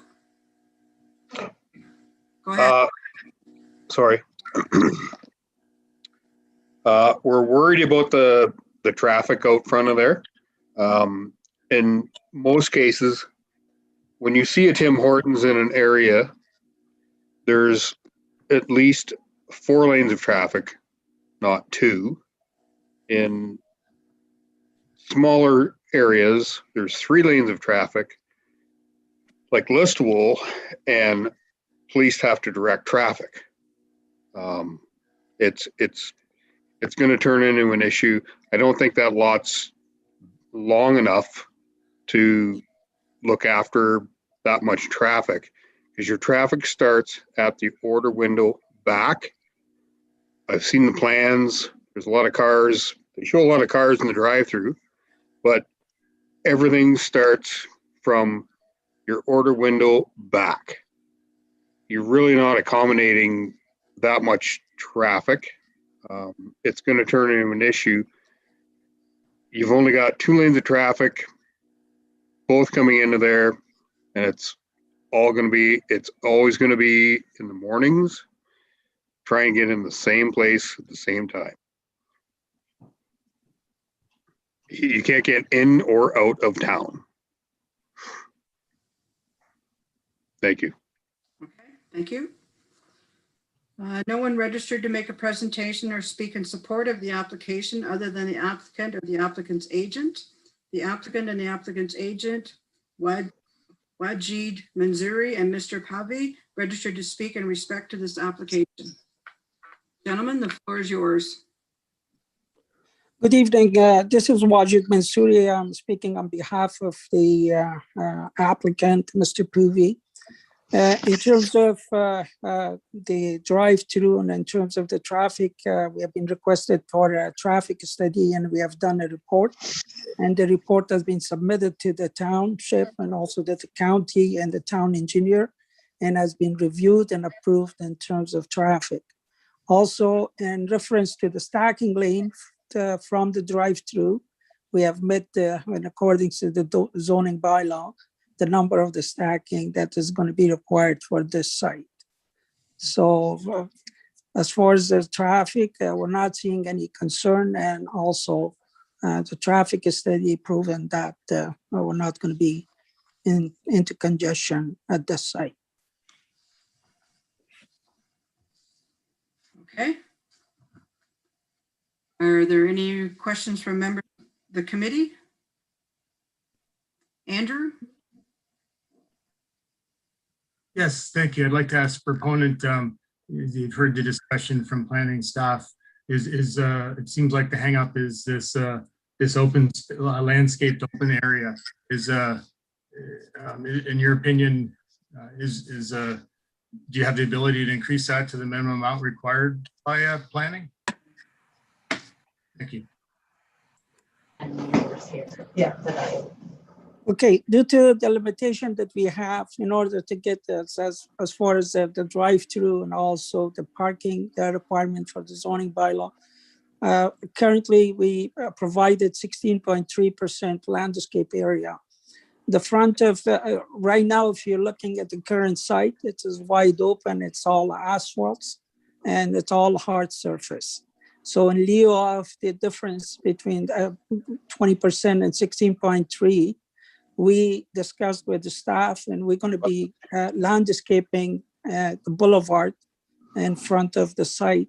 And also the northern portion of the property, which is to the neighbor property, and the existing curb and asphalt, which is on the neighboring property, we'll be removing that in lieu of the landscaping. In order to increase the landscaping area within the site, we looked at two different options, but I think we maxed it up to 16.3%. Okay, any other questions from council? Jerry? Yeah, so a few things, more or less some comments, and then a few questions perhaps that may get answered later. So yeah, the rumors have obviously been swirling around Perth East and especially Milverton for Tim Hortons for a number of years. So this is, I believe, a great opportunity for the township, for obviously the Milverton ward and surrounding area for jobs. Tim Hortons sponsoring a number of things. They're great stewards of it's been proven that all of their businesses around, I guess, Canada and the US. So looking forward to this. So, and I have no objection to the minor variance, the 16.3%. No objection to that. I think, again, it's minor. The questions that I've been getting, and we've heard from Mr. Court as well, is the main street. Hopefully we can, whether it's township or whether it's the proponents, mitigate some of these issues with signage. We do have coming from north heading south out of town. It's a hill that comes down towards the current gas station. That big trucks come down there. They are, I know the speed limit is 50, but they're coming down there pretty fast at all times of the day. So that needs to be considered, again, whether it's signage. Street lighting, I don't know, I mean, hopefully staff has looked at that. The street lights further south out of town, perhaps we need another one or two there. The parking on the east and west, both going in and out, there is a paved portion. I believe it's on both sides. That probably is the only spot for a transport truck that wishes to stop and walk in. So we got to consider that we do have some houses on both sides, that they, respect their entrances, etc. There's that. There's a couple of hydro poles. I'm sure you guys will look at that when it comes to replacing them right in front of the property. But as far as, so those are my things. As far as the meeting with the proponent, the landowners around the area, I agree we should do that. We should defer it until they meet and get their questions answered. I'm just curious as to how far we would expand that offering. I think, well, one of the replies was a citizen that was in favor, so I don't assume that person wouldn't want to attend there on Maple Street. But you've got the Wilford, you've got the Temperance, you've got Main Street, so it's quite a little area of residents around there. So just curious as to how far we would extend that. And obviously, being the ward rep from Milverton, I would also like to be in attendance at that meeting. So a number of comments and questions. I hope staff is able to encompass all them and proponent as well. Thank you. Okay. Can I top just I want to mention, may I, in terms of as far as this is going to be a good establishment for the town, and we do, with all due respect to the neighbors' comments, we appreciate that everybody submitted their comments. In terms of the noise, there was one of the comments. We have addressed that with staff by installing a high fence around the property, and also with screening it with the landscaping buffer. In terms of lighting, there was another comment that we're going to do a photometric study to make sure that the lighting that is going to go on site is going to be a dark sky and is not going to be spilling over the property of the neighbors. And so pretty much those were the comments that we already addressed. And I know I do respect that recommendation that is made by the staff to defer this application, but we're willing to also to meet with the neighbors in person to address their issues and concerns and see how we can mitigate that.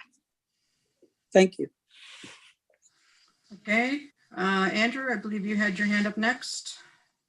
Yeah, I'd just like to ask a technical question about the report. If I just lost my page here. Hold on. I'm looking at the page 292 with the concerns. So are the concerns holding up the actual approval, or are the concerns are just not just concerns? Obviously, they're important to the people living there, but are they holding up the approval, or were they holding it up and are they addressed?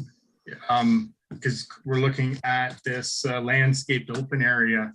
So these hours of operation, noise, vandalism, garbage, safety, all great concerns, but were those ever, in the planning realm, are they ever a consideration for this zoned area? As everybody knows, we have appropriately zoned areas which impact neighbors negatively throughout the township, but yet they are zoned appropriately. So we need to carry on with business. That's why I'm asking that. It's not really an opinion, it's just a statement of fact. So I'm just wondering if these items are actually holding it up, or is we're suggesting holding a meeting with the local residents, but if these aren't really holding up, it's just the landscaped area, then the meeting may not, other than, courtesy, may not really be needed. So I'm sorry, I don't know if that's clear or not, but thank you.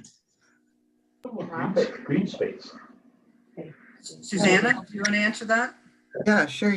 Certainly, through you, Mary Guts. The comments that the neighbors have provided are many are planning issues, and following. So the application that the owner of the property has submitted 2 applications at this point. One is the site plan itself, And the review of the site plan identified that there was a deficiency with regards to the landscape open space proposed, which then resulted in the circulation to neighboring property owners. The comments that have been received from the neighboring property owners are with regards to the adequacy of the buffering, which again is relevant to the landscaping that's proposed on the site.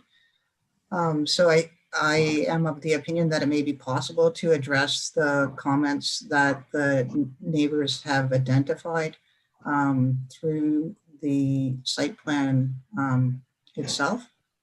And that perhaps if we had a meeting now, and with regards to who to meet with, I guess I was intending to follow up with the people who had provided comments. And if the developer is able to address those comments, as what Jeet has referred to, they are proposing to do a photometric study in order to design the lighting on the site. That I'm thinking would be relevant to the neighbors. And there may be further discussions with regards to the noise and the design of the site that would also be relevant to the neighbors. If I guess from a process perspective, following the discussion tonight, council or the committee would have the option of accepting the staff report to defer, or you could also deny or approve the application. If the application is approved or denied, it could be appealed either by the applicant or by anyone who has provided comments with regards to the application, which would result in waiting for an LPAT hearing. So I guess my thinking was that as many of the issues that have been identified by the neighbors are planning issues, that perhaps if the committee were to defer the decision at this point, maybe we would be able to work with the developer to adequately address the comments from the neighbors in the site plan, and then come back with a recommendation shortly with regards to the minor variance. Okay, Amanda? So I'll preface this by saying, for those listening, I represent Alice Ward, so I'm not in Milverton, but I've definitely followed the discussion regarding the Tim Hortons. I have a bit of a different opinion. I would like to see this approved with conditions, and that way this is a wonderful thing for those listening. This has been going on for 2 years. This has been going for 2 years. And if we don't continue on with this, it says to businesses that we're not open for welcoming businesses in our community. This is truly a wonderful thing. And I would like to, thank the applicant for, their intentions of trying to make this a go. And I think that they've been more than accommodating. There's been a number of studies done. And I think we need to do everything that we can to see this go forward. So I think if we approve this with conditions that really address the concerns of the residents, the locals, I think that lets us continue going without being held up for a number of months. And, we're going to wait another year, or perhaps it might be, before the end of our term that this actually happens. So that's, again, this is a different perspective. And again, I recognize that I'm not living right in Milverton, but I just, that is just another sort of thought that I wanted to throw out there for discussion. Okay, Daryl, do you have a question? Yeah, no, I'm right where Andrew is and Amanda is. Amanda took a couple of the words out of my mouth. My concerns are us as council. There is concerns here, but everything is very much legal here. Yes, there's some concerns, I get it. We as council can get in a sling to holding things up. And when it goes to a tribunal, and we've been down this road before. As much as the trucks on the road and such, I drive a truck and I've walked a couple hundred yards to get a coffee. Hairston, Tim Hortons, they have to park out of town. Yes, it will need to be enforced and there is concerns, but those are concerns that don't permit this to go forward. And it is tough. These people go through so much to get to where we are. I can echo where Amanda's at as well. And the lighting and everything, the applicant here is being very fair, I believe, and is willing to continue the fairness and conditions, I believe, would be much if we could go forward. I think as council, we should consider it. Thank you. Okay, Jeremy? I think we have our recommendation from our planning professionals saying we defer until some of these concerns are looked at and addressed. So I'm in support of the recommendation as we see fit. Moving in approval now, and we've received a number of comments from people about the concerns, but there are a couple others that when you look at it here, I mean, the site plan shows garbage bins at the immediate rear of that property, which is probably about 8 feet from a swimming pool at the rear as well. And the comment about putting the fence up being a 6-foot fence. 6-foot fence isn't a very big fence around a place like this when you've got it neighbored by residences either. Often we'll ask someone to put in a berm or a higher fence when this happens. So I do support the recommendation that's been put forward. I think we address these things and we move forward. Okay, any more questions from the committee? If not, Mr. Court has another question. So with the committee's approval, we would let him speak. Is that, I see some heads nodding. Okay, Mr. Court, are you with us still?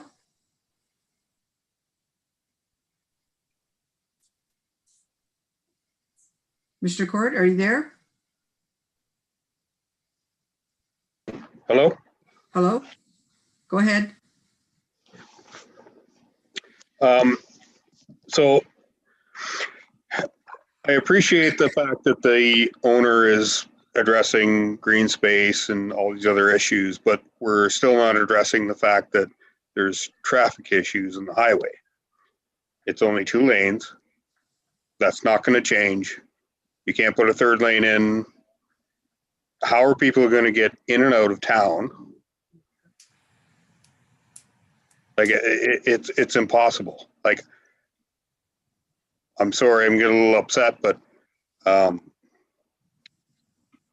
Do you have another question, Mr. Court?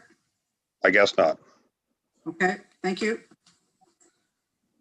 Committee will now consider a motion regarding the applications. So we'll go to the first application that we had, and that was that the Township of Perth East Committee of Adjustment received a report dated April 6, 2021, prepared by the planner, entitled Minor Variance Application Number D13A02-2021 by Luke Danon on behalf of Ted and Diane Danon, affecting lands described as Lot 16, Concession 4, 2028, Line 29, Southeast Hope Ward, Township of Perth East, and that the Perth East Committee of Adjustment approve minor variance application D13A02-2021 to permit a livestock barns for a hog operation with the following MDS2 setbacks: a setback of 702 meters, which is approximately 2,300 feet to the residents of Lot 17, Concession 4, and a setback of 719 meters, approximately 2,328 feet to the resident of Lot 15, Concession 4, with the following 2 conditions: that the owner/applicant complete construction of the proposed structure within 1 year from the date of decision to the satisfaction of the chief building official, ensuring that the approved variance applies only to the proposed detached accessory structure and which is to be situated as illustrated with the application, and that the owner/applicant construct a proposed structure in the location as identified on the plan submitted with the application. We need a mover. Oh, Susanna? If I could just, there is an error in the first condition, so it should be revised to read that the owner applicant complete construction of the proposed structure within 1 year from the date of decision to the satisfaction of the chief building official, and not make reference to the accessory structure. Okay. Thank you. And my apologies about that. That's okay. All right. Do we have a mover? Amanda? A seconder? Andrew? Questions? All in favor? Carried. Okay, and the second application that we have, the Township of the Perth East Committee of Adjustment received and reported April 6, 2021, prepared by the planner entitled Minor Variance Application Number D13-A04-2021 by Gamma Engineering on behalf of 222-4243 Ontario Limited, affecting lands described as Lot 223, Part Lot 222 and 228, registered Plan 363, 70 Main Street South, Milverton Township of Perth East, and that the Perth East Committee of Adjustment defer minor variance application D13-A04-2021 and direct the planner to meet with the neighbors to the property and the developer to determine if it is possible to address concerns raised by the neighbors throughout the site plan. We have a mover, moved by Jerry. Second, Jeremy. Andrew, do you have a question? Sorry, Madam Mayor, could you read the question again, please? The motion again? Yes, please. Okay. The Township of Perth East Committee of Adjustment received the report dated April 6, 2021, prepared by the planner entitled Minor Variance Application Number D13-A04-2021 by Gamma Engineering on behalf of 222-4243 Ontario Limited, affecting lands described as Lot 223, Part 222 and 228, registered Plan 363, 70 Main Street South, Milverton Township of Perth East, and that the Perth East Committee of Adjustment defer minor variance application D13-A04-2021 and direct the planner to meet with the neighbors to the property and the developer to determine if it is possible to address concerns raised by neighbors through the site plan.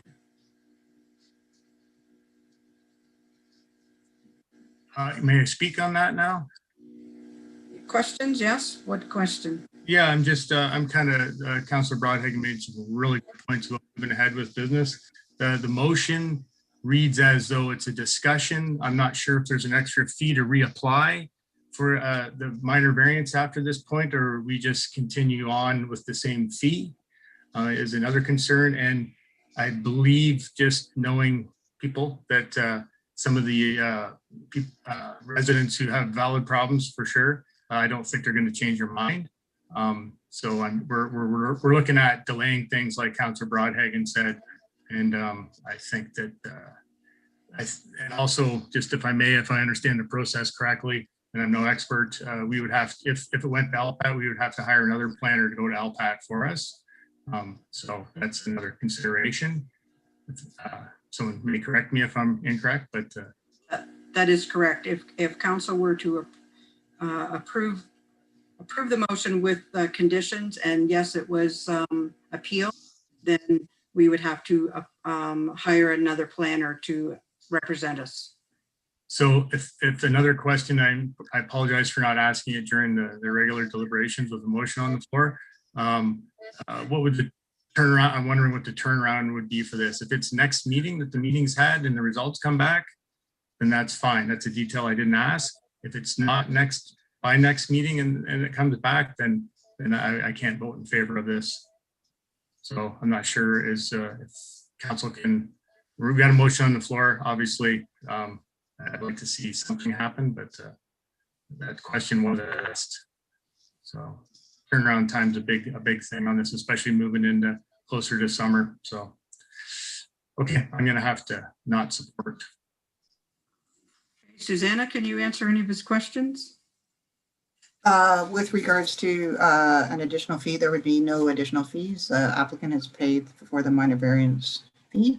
And with regards to the timeline, I suppose the committee could provide direction with regards to the timeline. Like if the committee would like to be specific that it come back to the April 20th council meeting, I would receive that direction. I guess my concern would be that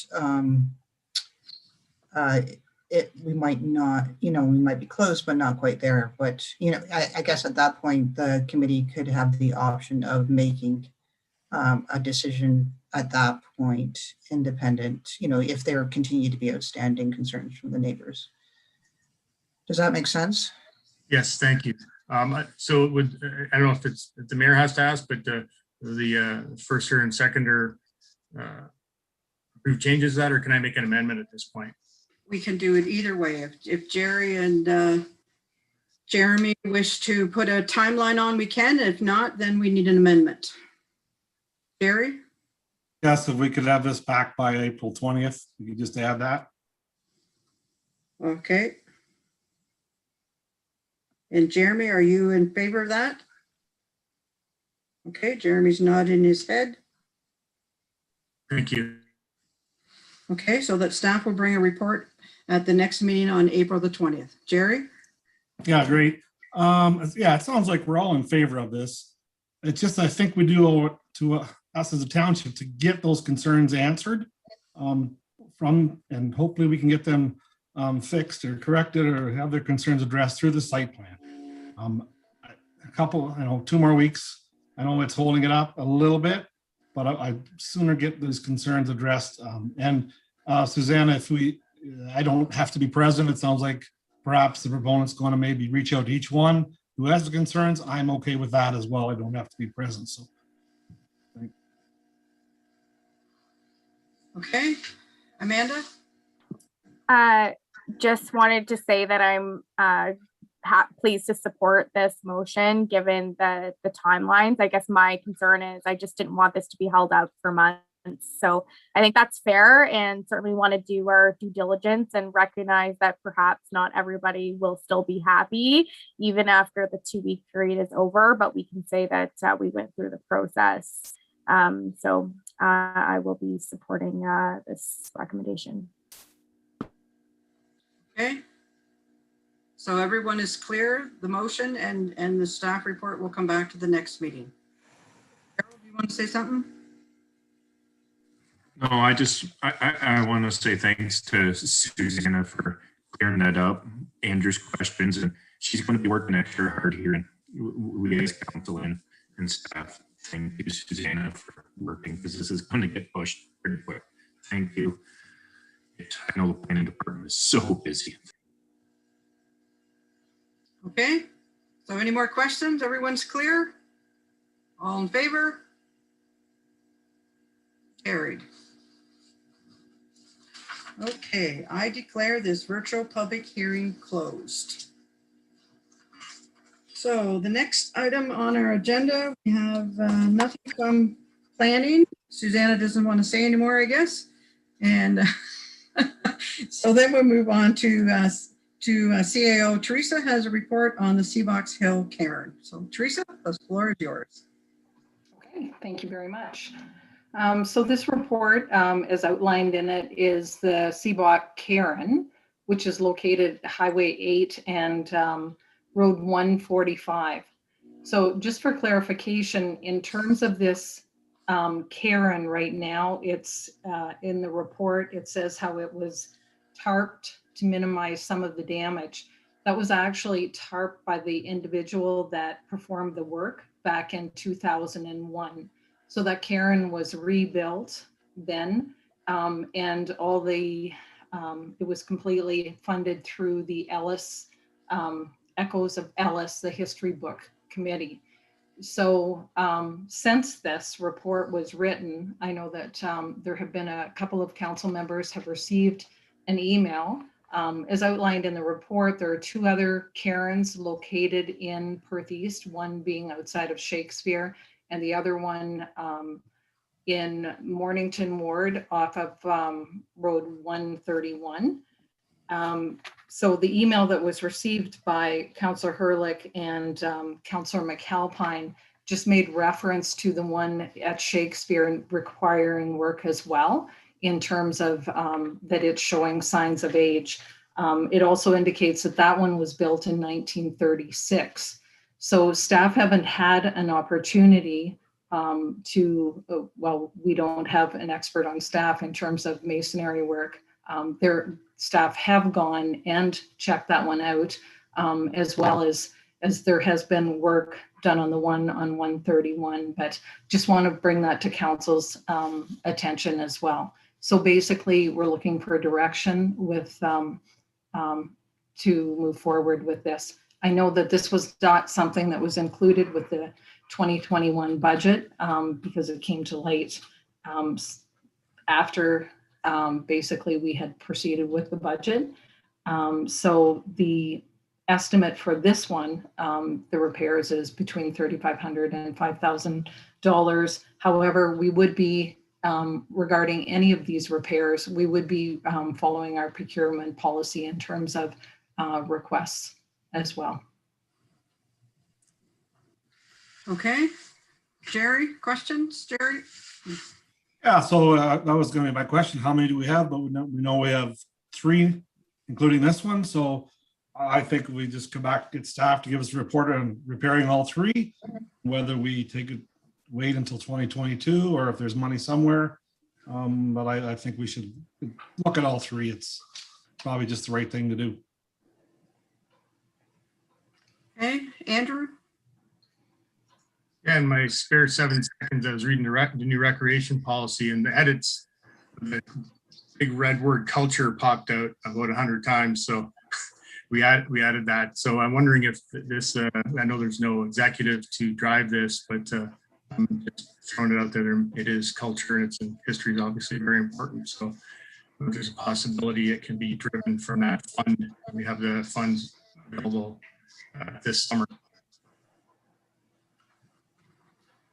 Okay. Any other questions from council? Daryl? Yeah, no, I like what Andrew said there. It's something we should look at with the recreation there, with the cultural portion. If there is some money there, we could dip into that, and maybe by midsummer or fall, we could be looking into it, repointed and fixed up. Could we have a report meeting including that if that would be justifiable for sure? Thanks. Okay, any other questions? Just going back to Jerry's comment, like we do have a report in front of us. So you want to report on them all? Or do you want to deal with this one? Like this one was tarped by the individual who built it, and he brought it to our attention that it needed to be fixed. The problem is if you leave them till next year, the rain and the water get in them, they freeze, they expand, and the stones pop off. So I'm just wondering if you want to look at this one and get it on its way, and then we'll look at the other 2, or what do you want to do? Yeah, that makes sense to me. Let's do this one first and look at the other 2. Thanks. Okay. Anyone else have any more questions? So staff's looking for direction. So what do you want the direction to be? That staff put out an RFP to get this one fixed? So Andrew? Oh, sorry, Teresa, you want to say something first? No, go ahead. Nope. Go ahead, Madam CAO. I was just going to suggest that it would be, certainly we would be following our procurement policy. This was a quote that we were given by the individual that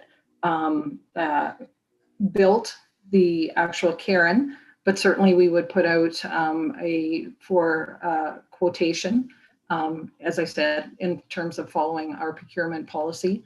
And then the other thing in terms of where the funds would come from, whether we would be looking towards, I know that these are certainly with the comments that we've received, and even inquiries regarding, people driving by with this Karen being tarped. I think that there have been comments, what's going on with that or whatever. So it's certainly, these are certainly looked at within the community. So whether that would be the funds coming potentially from the community or whether through our corporate reserves. So we would just need direction in terms of that as well, where the allocation would be.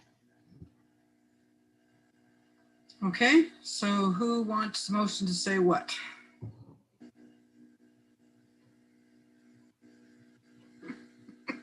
Don't everybody speak at once. Okay, so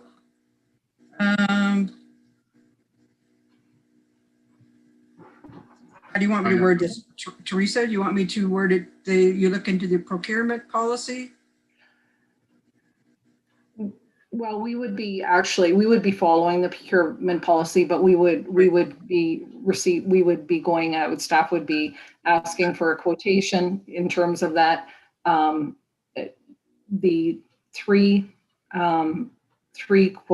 quotations, and then move forward from there. And also in terms of the allocation for the funding.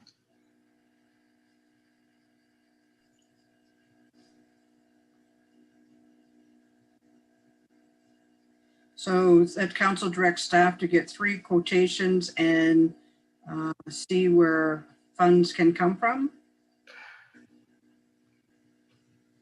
Well, asking for council's direction in terms of the funds, if the funds are from our corporate reserves, or where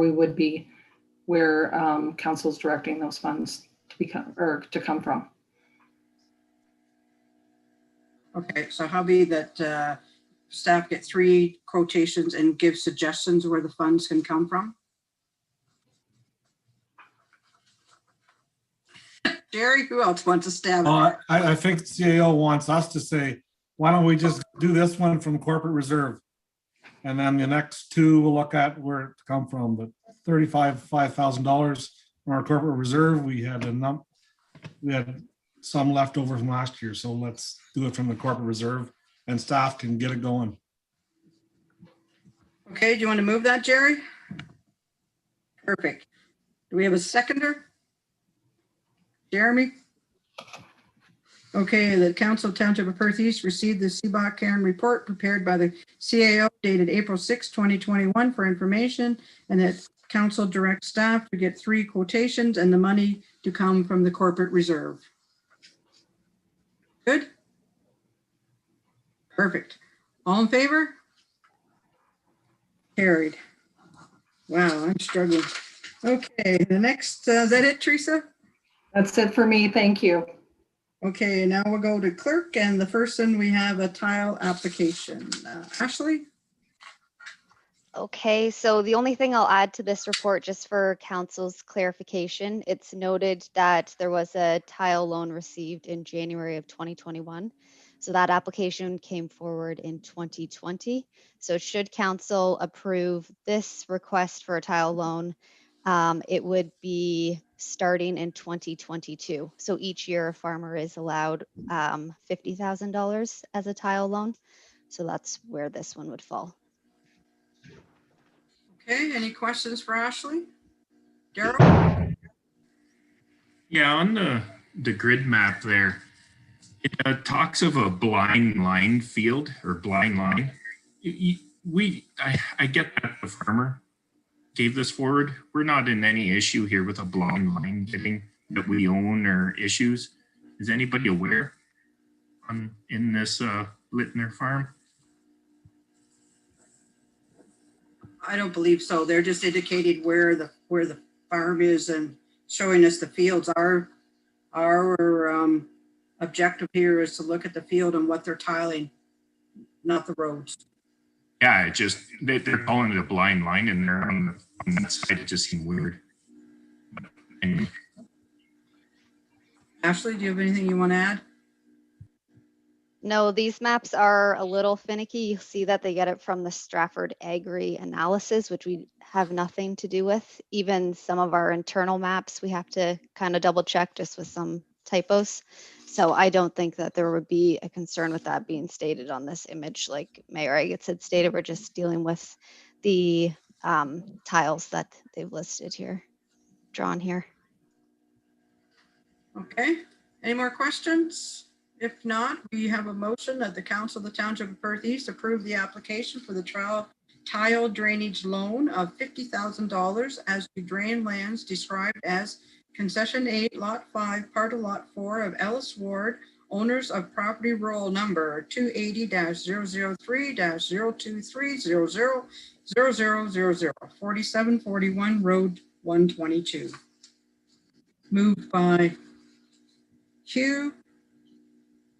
Second by Amanda.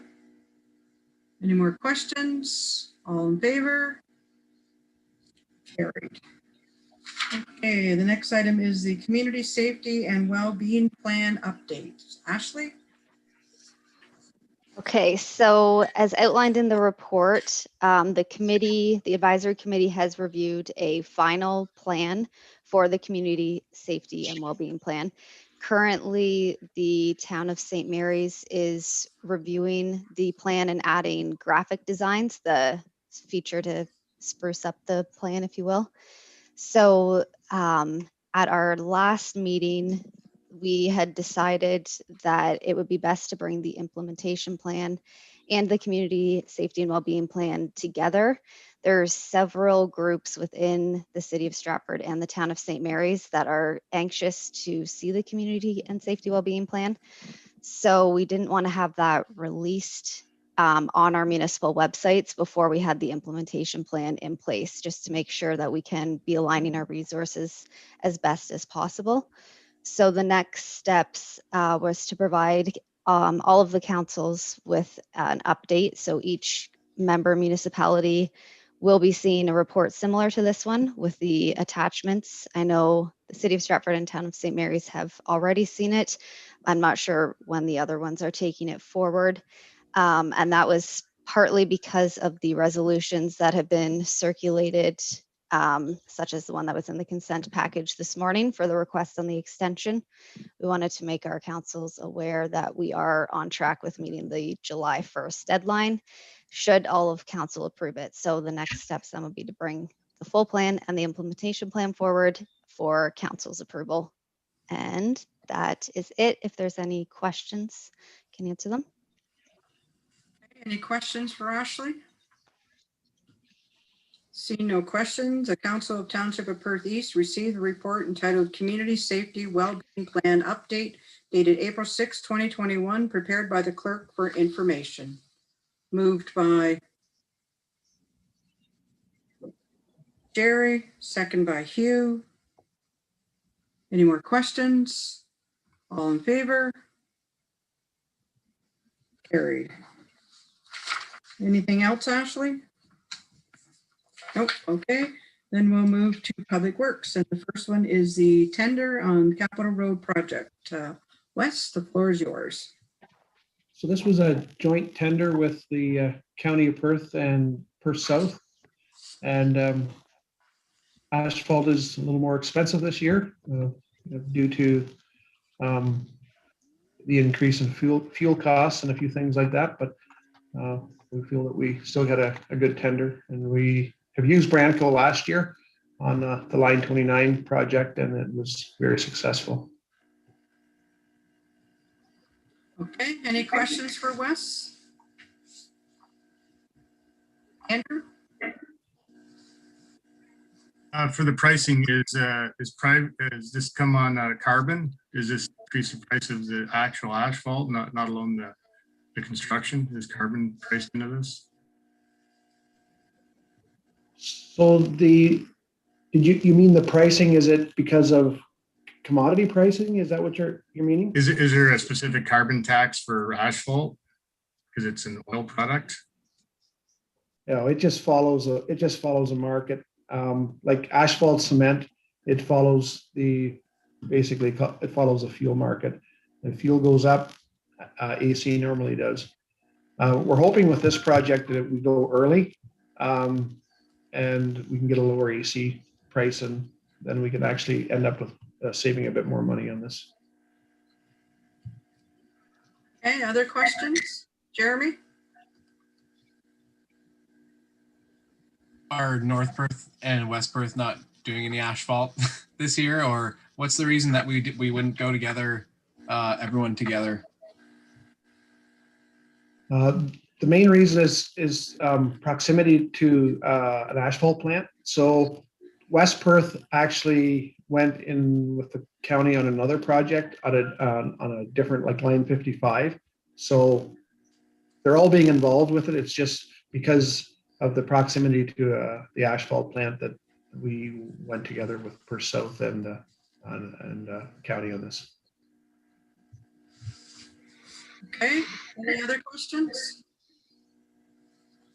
Seeing none, we have a motion that the Council of the Township of Perth East received a report entitled Tender Results 2021-031-04 and 2021-031-06 Capital Road Projects dated April 6, 2021, prepared by the Manager of Public Works and Parks information. And that confirmed by this resolution, Council of the Township of Perth East support the County of Perth in awarding of tenders 2021-031-04 and 2021-031-06 to Brant Co. Construction. Mover and a seconder. Moved by Amanda. Second by Hugh. Any more questions? All in favor? Carried. Okay, and the next one is the tender results for the cab and the chassis. Wes? So this is a little bit of a surprise to me with this tender. The truck that we're looking for won't be built until probably September or October of this year, which really surprised me. It's amazing that they don't have a truck out there, or they're not building trucks right now. So from what we've been told, this truck will be a 2022, and it won't go into production and probably until September, but we are hoping that we can get everything together and have it ready for this winter. Okay, questions for Wes? Seeing no questions, Council of Township of Perth East received a report entitled Tender Results PW 2021-03 Cab and Chassis dated April 6, 2021, prepared by the Manager of Public Works and Parks for information, and that confirmed by this resolution, tender PW 2021-03 for the supply of one 16,000 GVW truck cab and chassis be awarded to Mohawk Ford Sales 1996 Limited for the tendered amount of $56,542 exclusive of HST. Moved by Amanda, second by Daryl. Any more questions? All in favor? Carried. And the next item is the pickup truck. Wes? So this truck is a little more money than what we had in the budget, but we feel that we can take the money out of our capital reserve for the extra cost. Okay, any questions for Wes? Seeing no questions, we have a motion that the Council of the Township of Perth East receive the report entitled Tender Results PERC 2021-01 Pickup Truck dated April 6, 2021, prepared by the Recreation and Community Services Manager and the Manager of Public Works and Parks for information, and that confirmed by this resolution, tender PERC 2021-01 for the supply of one half-ton pickup truck be awarded to Oxford Dodge Chrysler 1992 Limited for the tendered amount of $36,836 exclusive of HST for the crew cab model. Moved by Andrew, second by Amanda. Any questions? All in favor? Carried. Okay, anything else, Wes? That's it. Thank you. Okay, nothing from building, nothing from rec, and then we move to fire. So Bill, request for proposal, the floor is yours. Great, thank you. So this report deals with the results from the request for proposal that was recently issued for fire dispatching. As council can see, we received two submissions, one from Owen Sound and one from Tillsonburg. Our current provider, Stratford Fire, did not submit a proposal. The findings from the evaluation committee concluded that the capabilities of Owen Sound were able to reduce and mitigate the risk to the township. So even though both submissions were very comprehensive and met our requirements, Owen Sound's able to provide a more robust staffing option, and their next gen 911 readiness far surpassed that of the other proponent. Owen Sound was able to provide a reliable and low maintenance option as far as looking after the equipment, also be able to do the connections, equipment, taking care of any issues, and advising us as to the status of any of the work that needs to be done. So basically the evaluation committee reviewed everything and is recommending that we award the contract, the 5-year contract to Owen Sound. This report was also presented to the Perth East Fire Department Joint Advisory Committee on March 29th. And they were also in support of recommending that Owen Sound be awarded. And I'll gladly answer any questions. Okay, thanks, Bill. Any questions for Bill?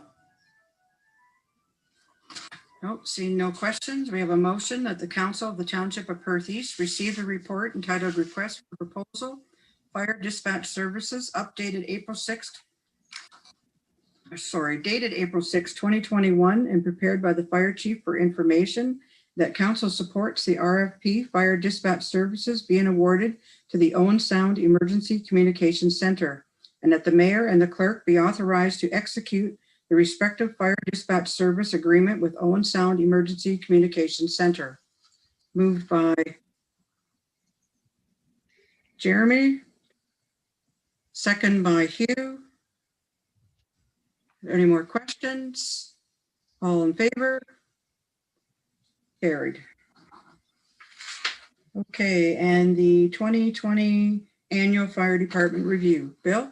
Yes, so this report is the 2020 annual review.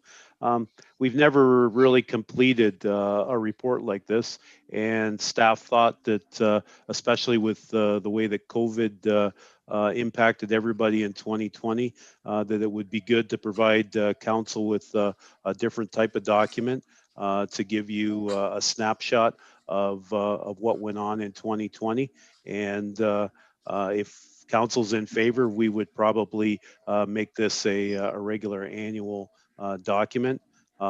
There will be hard copies in your mail. You do have the electronic copy, but the hard copies will be delivered to you as well. And I can certainly answer any questions. Okay, any questions for Bill? Great report, Bill. That was a great idea. It really is very informative and what's went on, and very much appreciated. Great, thank you. Okay, we do have a motion that the Council of the Township of Perth East receive the report entitled 2020 Annual Fire Department Year in Review, dated April 6, 2021, and prepared by the Fire Chief for information.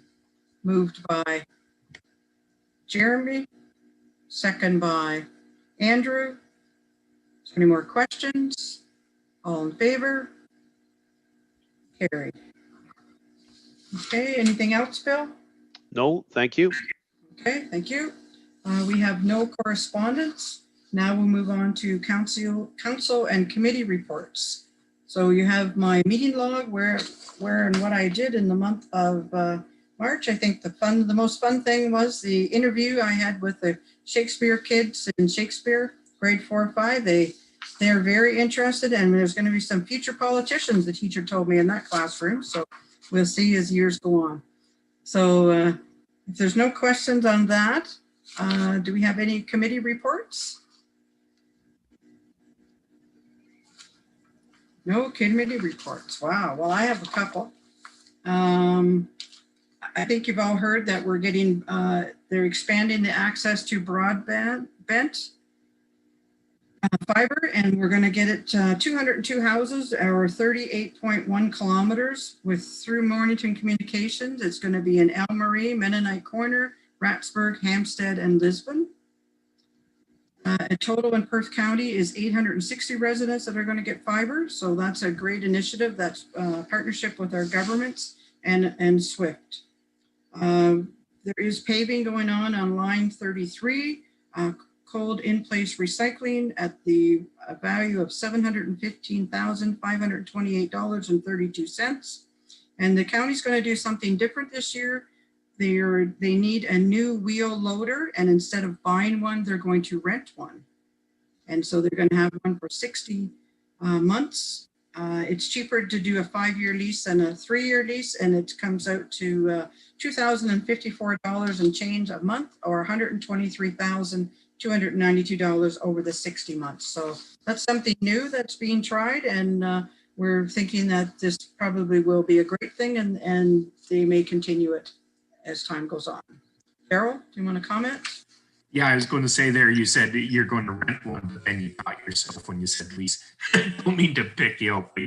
No, it's interesting. The big thing is they ran into some emissions issues and on our trucks, and all the equipment, it's getting piled on there. They have some concerns, and yeah, they just thought we'd try it. They ran into some really expensive repairs on the loader, and with emissions, we thought, the numbers were good, so we'll see.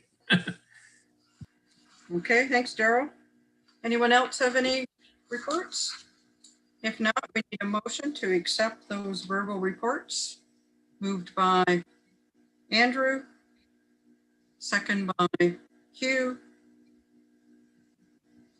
All in favor? Carried.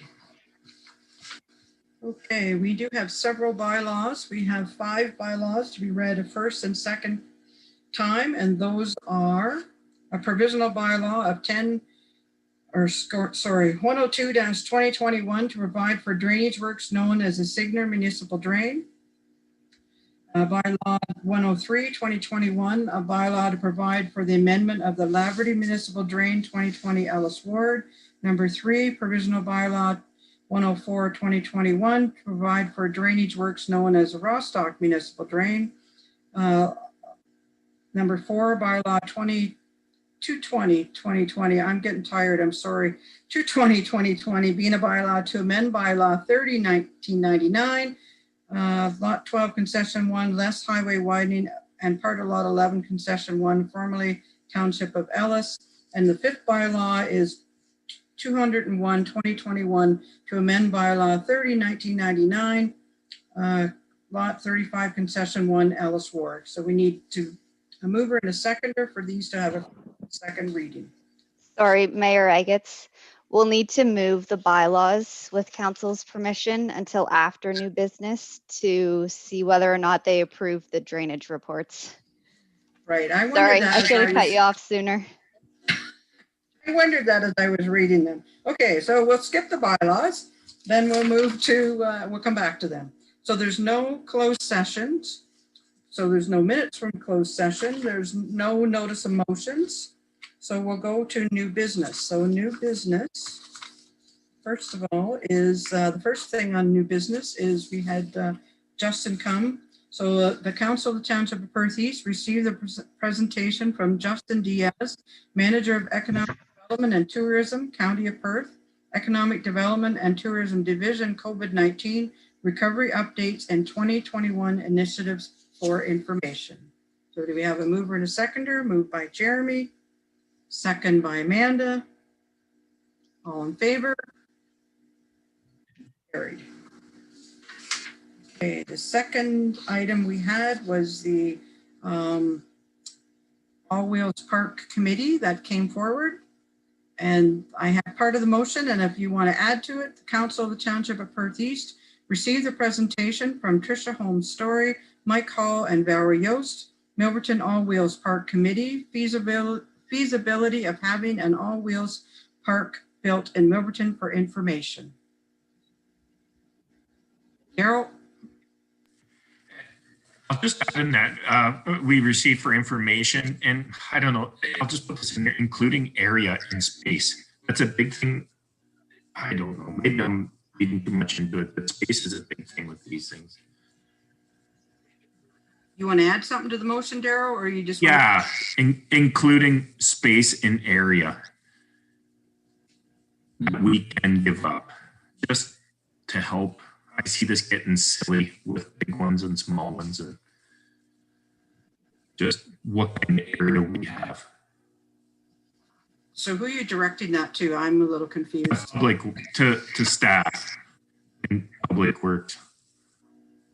But maybe I'm saying too much. You want staff to, like, what we're doing is receiving their report Now, do you want them to go back and find more information? The committee?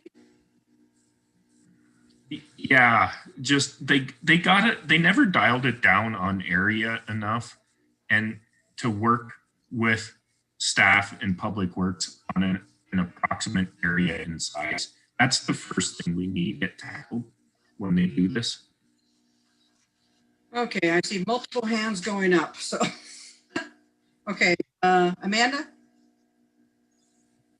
So I I am unsure of what Councilor Hurlick's getting at, but it is getting late. So I understand that they already have a location in mind that they mentioned through discussions. I think there's been already some really good work done, and I think we want to, make sure that continues. So I think, in terms of, having that group continue to work with staff and having those discussions, we need to find out about insurance. We need some more information, firm numbers, that kind of thing. So I think we gave them some really good things to think about. And again, they've, done all this work to date. And I think there just needs to be some, additional information that needs to be brought forward so that, basically that they continue to work with staff to, get that additional information to bring forward to council. You want them to bring the information, like you want them to bring forward finances, or you? So to be clear, it's the group, this community group is the one that's spearheading this. So I think we gave them some things to think about in terms of them needing to provide perhaps some additional information in terms of, a breakdown of where they think that, the money's going to, that's going to come from. They've already done some initial work in terms of looking into grants, but also, the only person that can provide information regarding liability is the township. So that is something that staff needs to provide. But I think that it should be the onus on the community group to provide the additional information on, the finances and that sort of thing. Getting quotes, that type of thing, some more firm quotes. So I think that's what I would like to see, but perhaps other councilors might have some other thoughts. Okay, Jeremy? On page 135, they do have a pretty clear ask for us. At the top, what we need from Perth East Council, support in the grant application process, support in developing the construction plan for the facility, and some sort of agreement to use Perth East land for an all-wheels park and to ensure the facility. Those are the three first ones, I think. I mean, asking for funds, it might be a little bit early for that until there's a plan in place for us. And then the maintenance thing. So I think we direct staff to investigate those options with that group. Those are the three big asks that they have are on 135. Okay, anyone else? Andrew? Yeah, no, it looks like they've done a lot of good work, and I have a lot of questions. The insurance, the long-term funding and upkeep, and the in-kind. How are we going to price that? Is that our staff doing the in-kind? Like, I'm not sure there's an awareness throughout the township of what in-kind work is, or like we have. It'll be a service level increase. So I'm almost thinking that I'm not sure I want to type a bunch of staff time. I made a motion tonight, pulled a bunch of stuff so you get staff more time to work on some policies I believe need to be worked on. I'm not sure we'd be tying this up. Other users groups can peel through this stuff pretty good. Deputy Mayor McDermott, sorry, Hugh, has already offered optimists who do that. And the optimist group in Mornington is also top notch. I'd like to see them do the bulk of the work. If they need to write a letter and ask Township something, that's great, but I don't think we need to allot staff time to a community project like this unless there's specific questions. I'm not in favor of that. There's a lot of questions. I need and it looks like it's going to be a service level increase. And we go through the, it's bad timing. I'm in favor of the project. I think it's great. I think other communities are going to do this. Our budget visioning said no new projects, no service level increases. I think that was a 6 out of 7 unanimous, or not unanimous agreement. So I don't think we're there yet. I think they've got a really good start, but we need a lot more detail. Like the asks, why can't we put it on somebody else's land? I know they said insurance. I don't understand that. I haven't seen that. I need some numbers, right? So I need a lot more numbers to be confident to move ahead with anything from them. How we communicate to them, I'm not really sure. But they might be listening right now, but I'm not prepared to generate a list at this time of night. But I have a lot of questions. I think that we've leveled on other user groups for similar projects. And I think we need to, make sure that everything is understood clearly so we can make a rational decision. So again, this may be a budget visioning thing since it's a service level increase. Not sure if anybody else has a long-term upkeep. I'm not sure capital allotment for this structure. It's not that simple. I wish it was, but so that's kind of where I'm at. A lot more questions. Good project. A lot more questions. Okay, Jerry. Can we not just simply add to another line after that, receive information and that the group continue to work with staff? Just something to that effect. I assume that's a given, but if it was added in there. Yeah. Okay. Anyone else? Andrew? I would just to the Milverton Ward Councillor that staff time is valuable, right? We've already determined that. We just have to determine what priority this project is.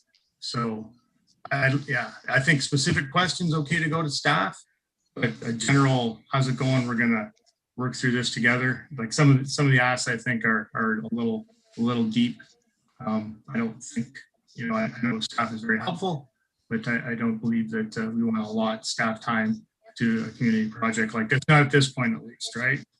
So that's where I'm at. I as far as receive for information, and if somebody wants to call them up and say, hey, we need more details, that's probably the easiest way to do it. Final plan, final drawings, final costs, long-term upkeep costs, insurance, other options for the land. It's a big list in my mind of what we need to possibly look at. Not on township land would be one of the top priorities. I'm not sure the insurance implications, liability. We definitely don't want, I don't know what it is for this type of activity, but it seems like there's some jeopardy in it. So, it's been discussed many times before in the past, and that one always seems to be top of the list. So that's where I'm at. I'd like to see receive for information, notify the group, but keep working in more detail at their leisure. Teresa? Thank you. So in terms of with the request and of course with our community groups working hard to benefit these areas and the residents, which is great. I think that the one thing too that just to remind council as well, we have applied for a grant in terms of recreation master plan. And I know that of course, we haven't heard regarding that, and that will give us a true analysis too, in terms of, if indeed this is, the different priorities for the different areas. And I know it was mentioned tonight as well, in terms of Shakespeare, and there's been a lot of research in terms of the same project, and maybe those results, ultimately having all that information currently. Taking into consideration, our large urban areas and the different priorities for the community. I think that having an actual recreation master plan, a current one, as Councillor Smith mentioned, we had one in 2017, and I think that to have that documentation as well to go from the current information would be good. And certainly there's a lot of work and it's a coordinated effort and everything. So I think that we just need to be able to pull all that information together and have all that as a basis as well. So, you know, we would certainly, staff are certainly willing to work with the groups in terms of this, but also I think that, you know, council had pointed out a lot of good points tonight as well.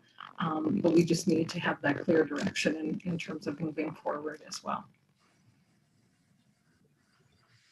Okay, Jerry? I think there was too many people that were not unmuted or muted. It's getting some feedback. So, Yeah, I don't know. Sorry, Teresa, I don't know. You almost sound like Darth Vader. If it's a storm, I have a storm going on outside my house. So what I understand then, you do need direction. You don't just want us to receive this for information? Because I group's going to come back to, and they're going to continue. Like Andrew said, I'm fine with just receiving it for information tonight. And then assuming that staff's going to work with it, or do we actually want direction? I have another thing about the master plan, but we could get confirmation on that first. Oh, fine. It's actually, those were just side comments of mine. Can you hear me? Can everyone hear me okay? You're echoing pretty bad. Have you got your headset? I do.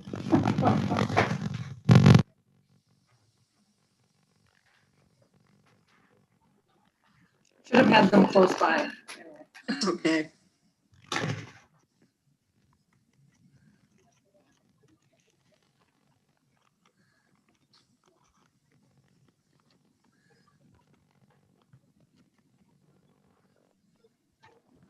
Is anybody else getting the storm? Like it's lightning and booming and banging here.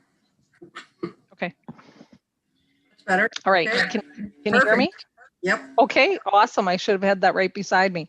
No, in terms of research, for clarification, Councillor Smith's comments to receive for information, and staff will certainly be working with the group regarding that. But just a reminder that we have applied for the recreation master plan, so then that would give us a true basis in terms of information and to move forward in terms of priorities. Okay, Jerry. So this is news to me, the master plan, because we just did it in 2017. We spent, there goes your hydro. We spent $50,000 to have that done. The plan does state that undertake a complete review is not needed for 10 years, so 2027. It does recommend that we do internal reviews. So I'd hope we're not just getting money from a grant that we just want to spend on.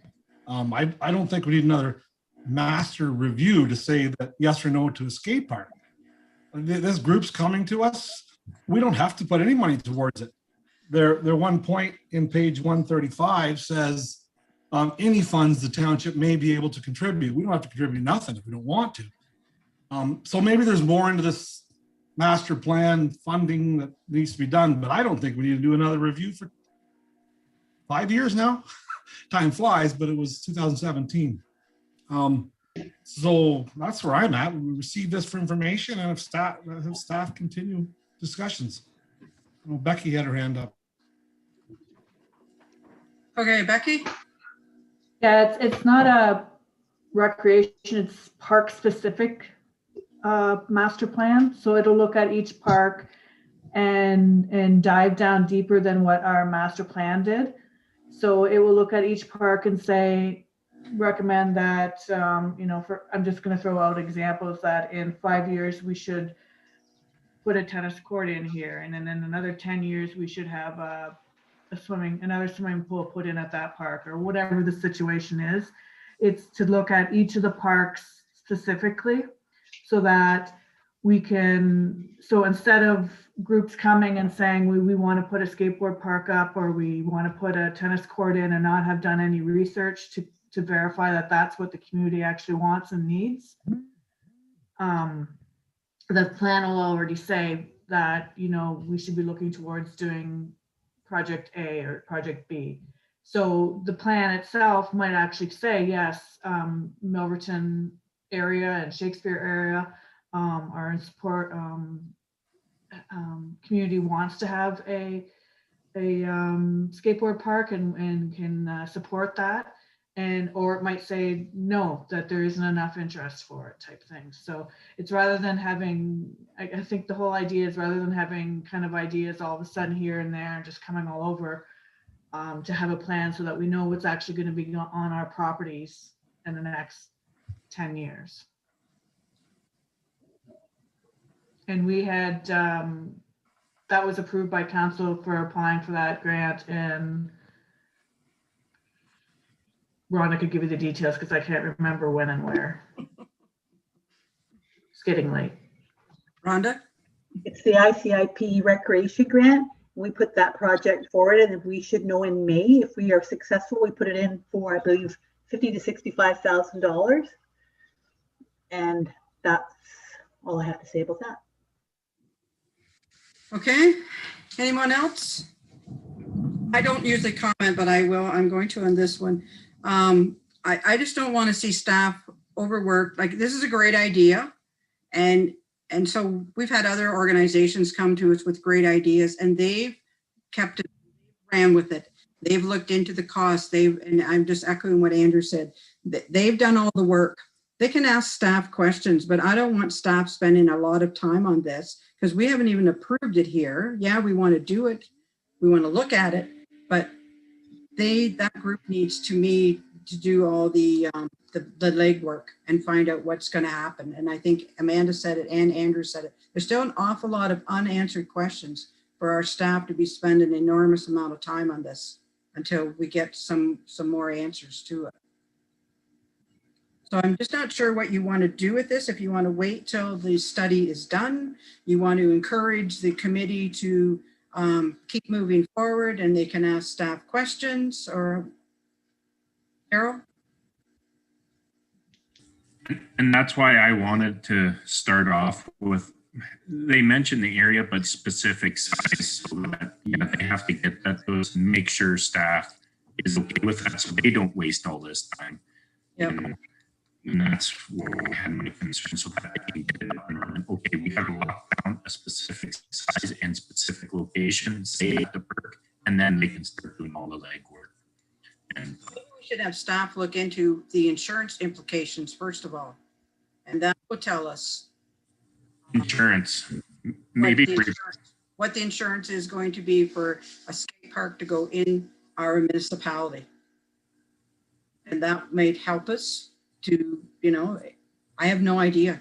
Is it 5,000? Maybe it's only 200. I don't know. I don't know what it would be to add a skate park in our municipality.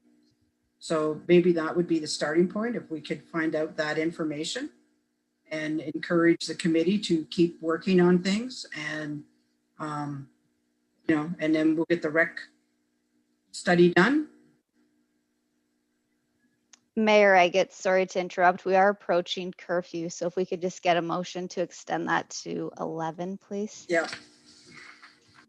I realize. Okay, so let's do that first. A motion to extend curfew to 11:30. Just till 11. We have to do it in half-hour increments. Oh, okay. Moved by Hugh. Second by Amanda. All in favor? Carry. Okay. All right. So let's go back to this one. So what do you want to add? Excuse me. What do you want to add to the Daryl? Receive for information, as well have staff check into insurance and dial down with the committee a specific size right away so that they can get up and going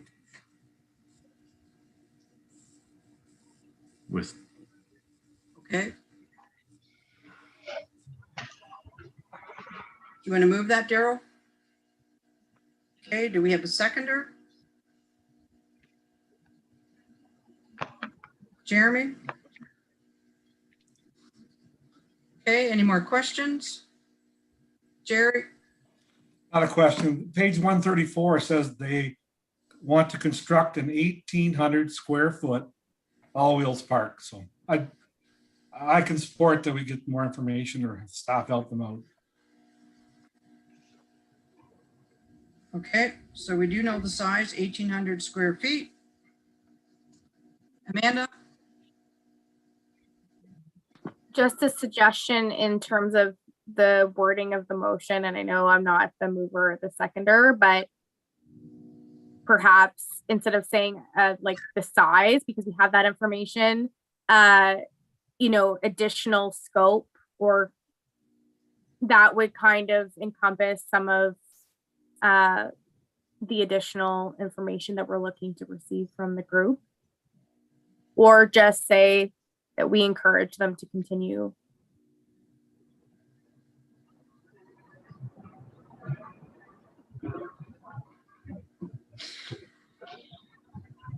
Okay. Do the mover and the seconder want to add anything to their motion, or do they want to leave it the way it is? Daryl?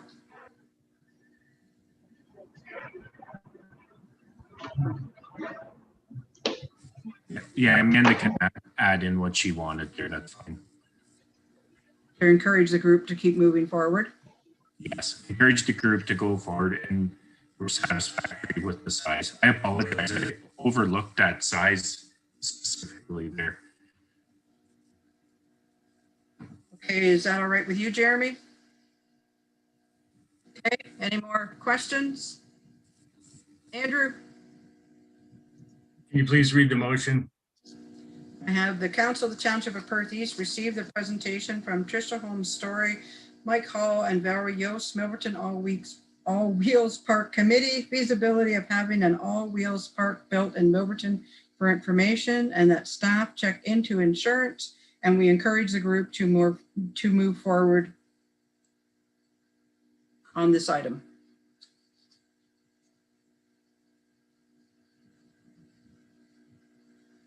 Okay, any more questions? All in favor? Opposed?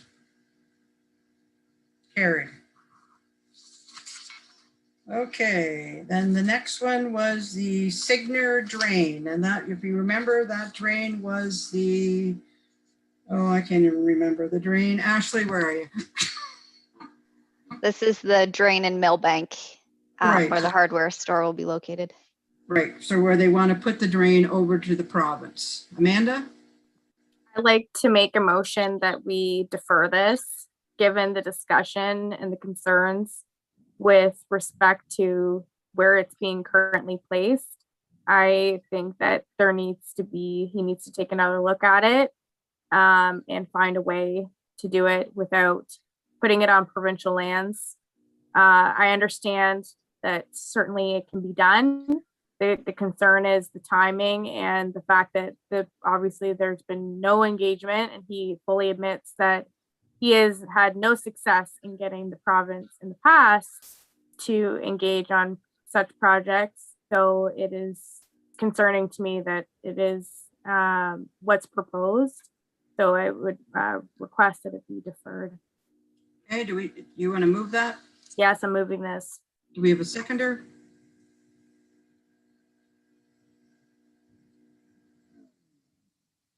Do we have a seconder, Andrew? Okay, any more questions? Andrew?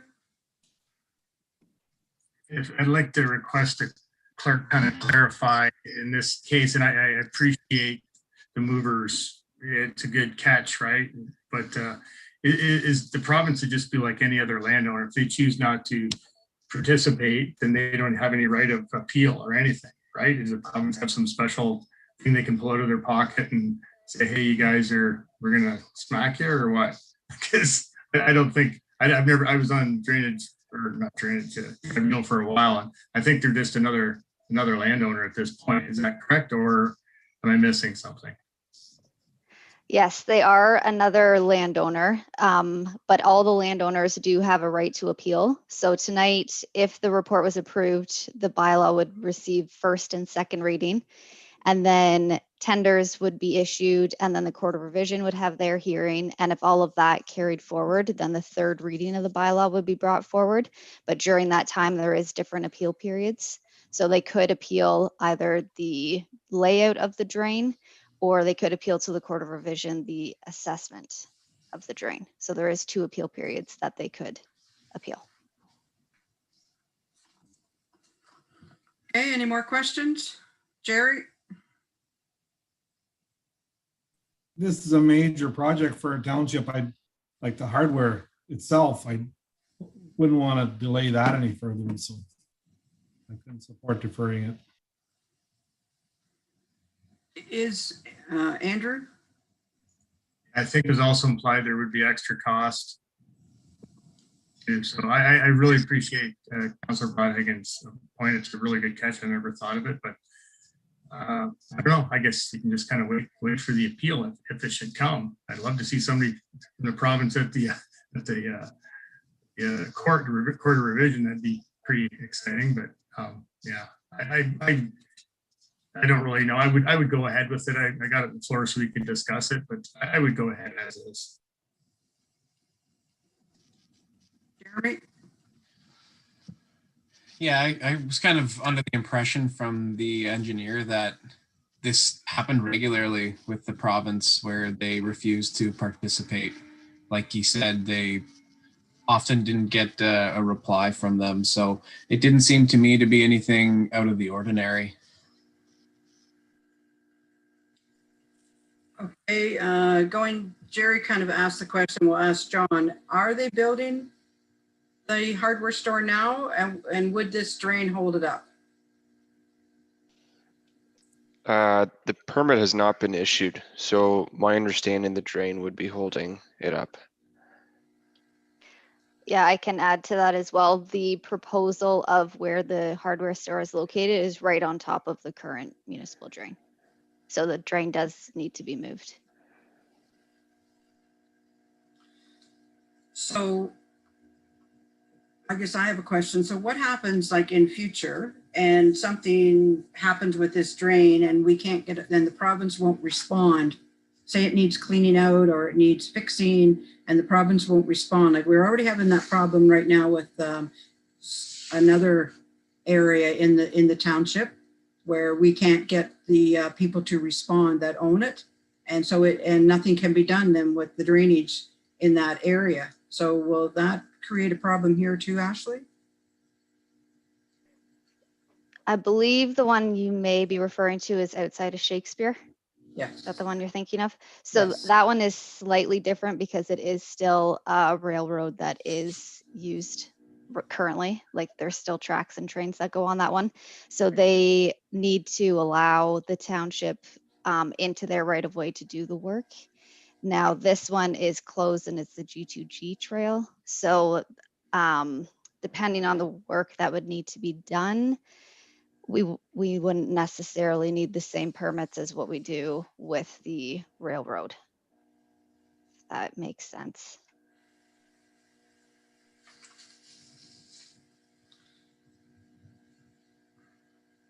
Okay, so Amanda? Just final word, I guess. I just, as somebody who used to work in the provincial government, I am just raising this as a red flag that I find it concerning that we've got no correspondence from the province. He admits that he's had no success in having engagement with the province. And that should be a red flag to everybody. And I'm shocked that nobody sees that we're just making an assumption. Our job on council is to ask questions because sometimes what we're presented, there are things that we don't always think about. And he even admitted that was a good point. That should have been something that would have been included in the report front and center. And so I just want to flag this to everyone. That's why I'm making the motion. That's the concern. Certainly, deferring it does hold things up, but I want to make sure that things are done properly and that we're not going to have this isn't going to haunt us and come back like what Mayor Agates is saying. What if we run into a problem down the road? Right? That's my concern. So that's where it's coming from. And I just wanted to put it out there for discussion. And anyways, thanks for Councilor Calpine for at least seconding it, so it's on the floor for debate. Okay, anyone else have anything to say before I ask the question? Daryl? No, this actually don't surprise me. The province tries to wipe their hands as soon as they're abandoned. They always try to get them to farms and everything. Now I know this is a special circumstance, but it's very common. Provinces want nothing to do. They're a thorn in their butt. These railways, I've heard it before. I've had farmers tell me that. And he said they don't get back to them. They could care less.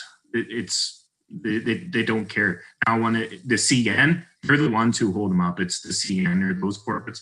It's the companies and the unions that tend to get involved. But these abandoned ones, that's why they're all gone pretty well.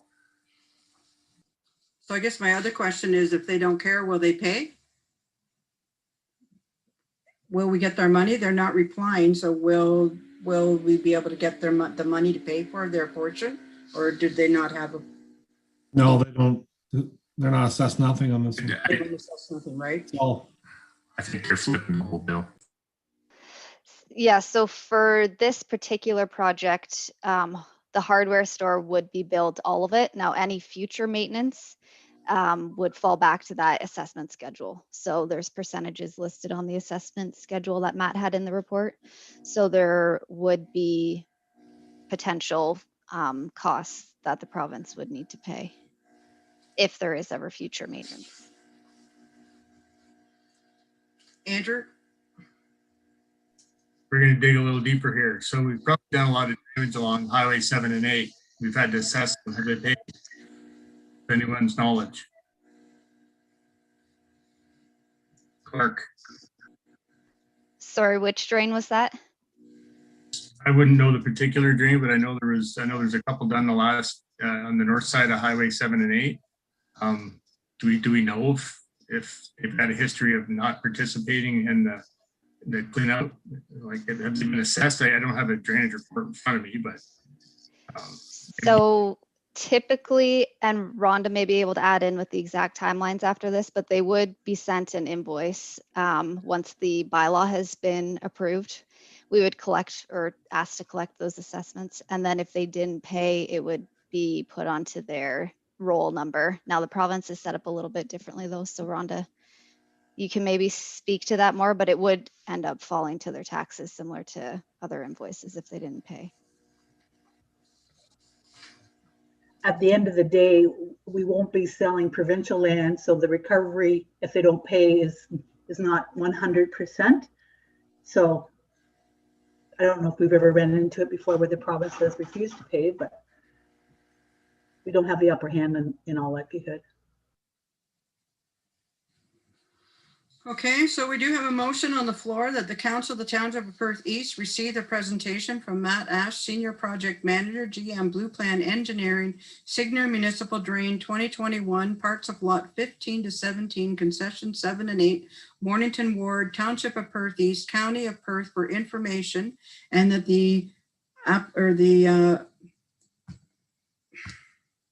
I'm lost for words here. The report be deferred. Sorry. So we do have a mover and a seconder. All in favor of deferral? 1, 2, 3. Opposed? Okay, it's defeated. Okay, so someone want to make a new motion? It was a tie. Hugh has disappeared off the screen and he hasn't come back since the hydro went off. So I'm not sure if he's experiencing technical difficulties, I'm thinking. Okay, anyone want to make a new motion? Jerry? I'll move the original motion that we pass it. Okay, do we have a seconder? Jeremy?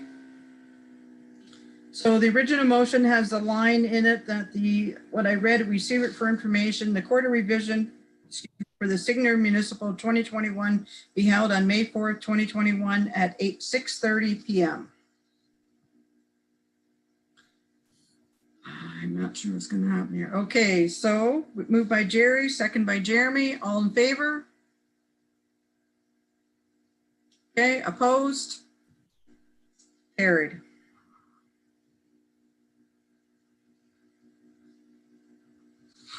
Okay, so the next item is the Rostock drain. Is there any questions on it?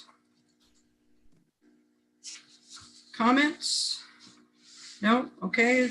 Council of Township of Perth East receives a presentation from Matt Ash, Senior Project Manager, GM Blue Plan Engineering, Rostock Municipal Drain 2021, parts of Lot 18, Concession 10, Ellis Ward, Township of Perth East, County of Perth for information, and that the quarter revision for the Rostock Municipal Drain 2021 be held on May 4th, 2021 at 6:30 p.m. We have a mover and a seconder. Moved by Daryl, second by Jeremy. Any questions or comments? All in favor? Carried. Okay, now we have to go back to the bylaws. Sorry, Rhonda. No? What did I do? Oh, right. Two more things under new business. Right, sorry.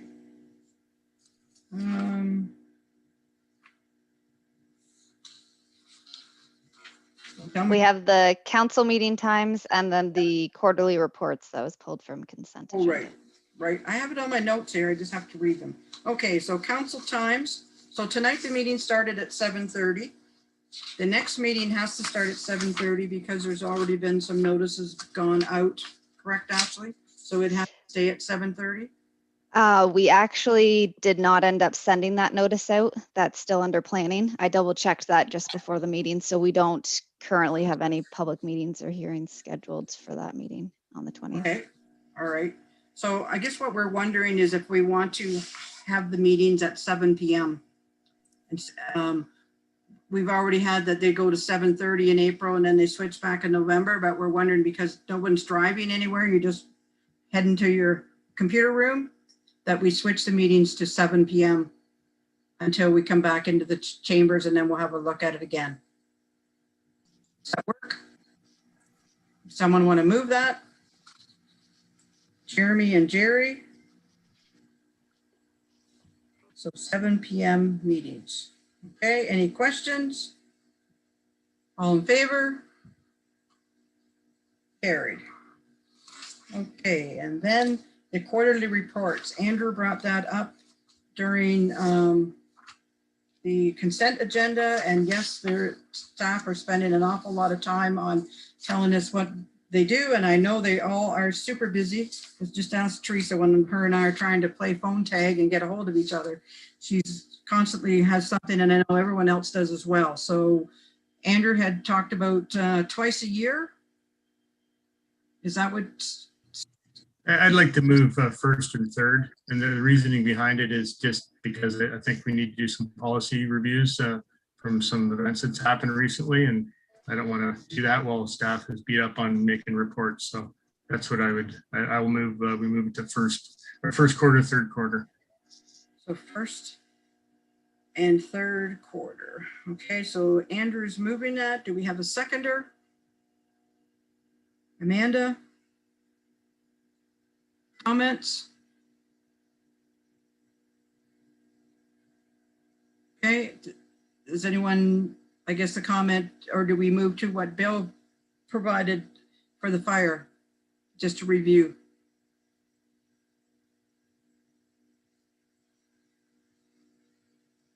Okay, motion is to have a first and third reports from staff. All in favor? Carried. Okay. Now bylaws? Okay, I'm not going to read them all again. We have 5 that we want to read a first and second time. Signer Drain, Laverty Drain, Rostock Drain, the Crystal Lake Land, and the Eckert severance are the 5 items. Are you moving that, Jerry? Moved by Jerry, second by Daryl. All in favor? Carried. Okay, and then we have bylaws to read a third and a final time. So the first one is bylaw 103, 2021, amend the Laverty Municipal Drain, 2020 Ellis Ward. The second one, bylaw 220, 2020, is a bylaw to amend number 30, 1999, and that's to do with the Crystal Lake land. And the third one is a bylaw 201, 2021, and it's to amend bylaw 30, 1999, and that's to do with the Eckert severance at lot 35, concession 1, Ellis Ward. So a mover and a seconder to have them the read, the third and a final time. Moved by Andrew, second by Jeremy. All in favor? Carried. Okay, so we are down to confirmatory bylaw. Motion that the bylaw number 2021 being a bylaw to confirm the proceedings of council of the Township of Perth East at its regular meeting held on April 6, 2021 be read a first, second, and third time. Moved by Daryl, second by Jerry. All in favor?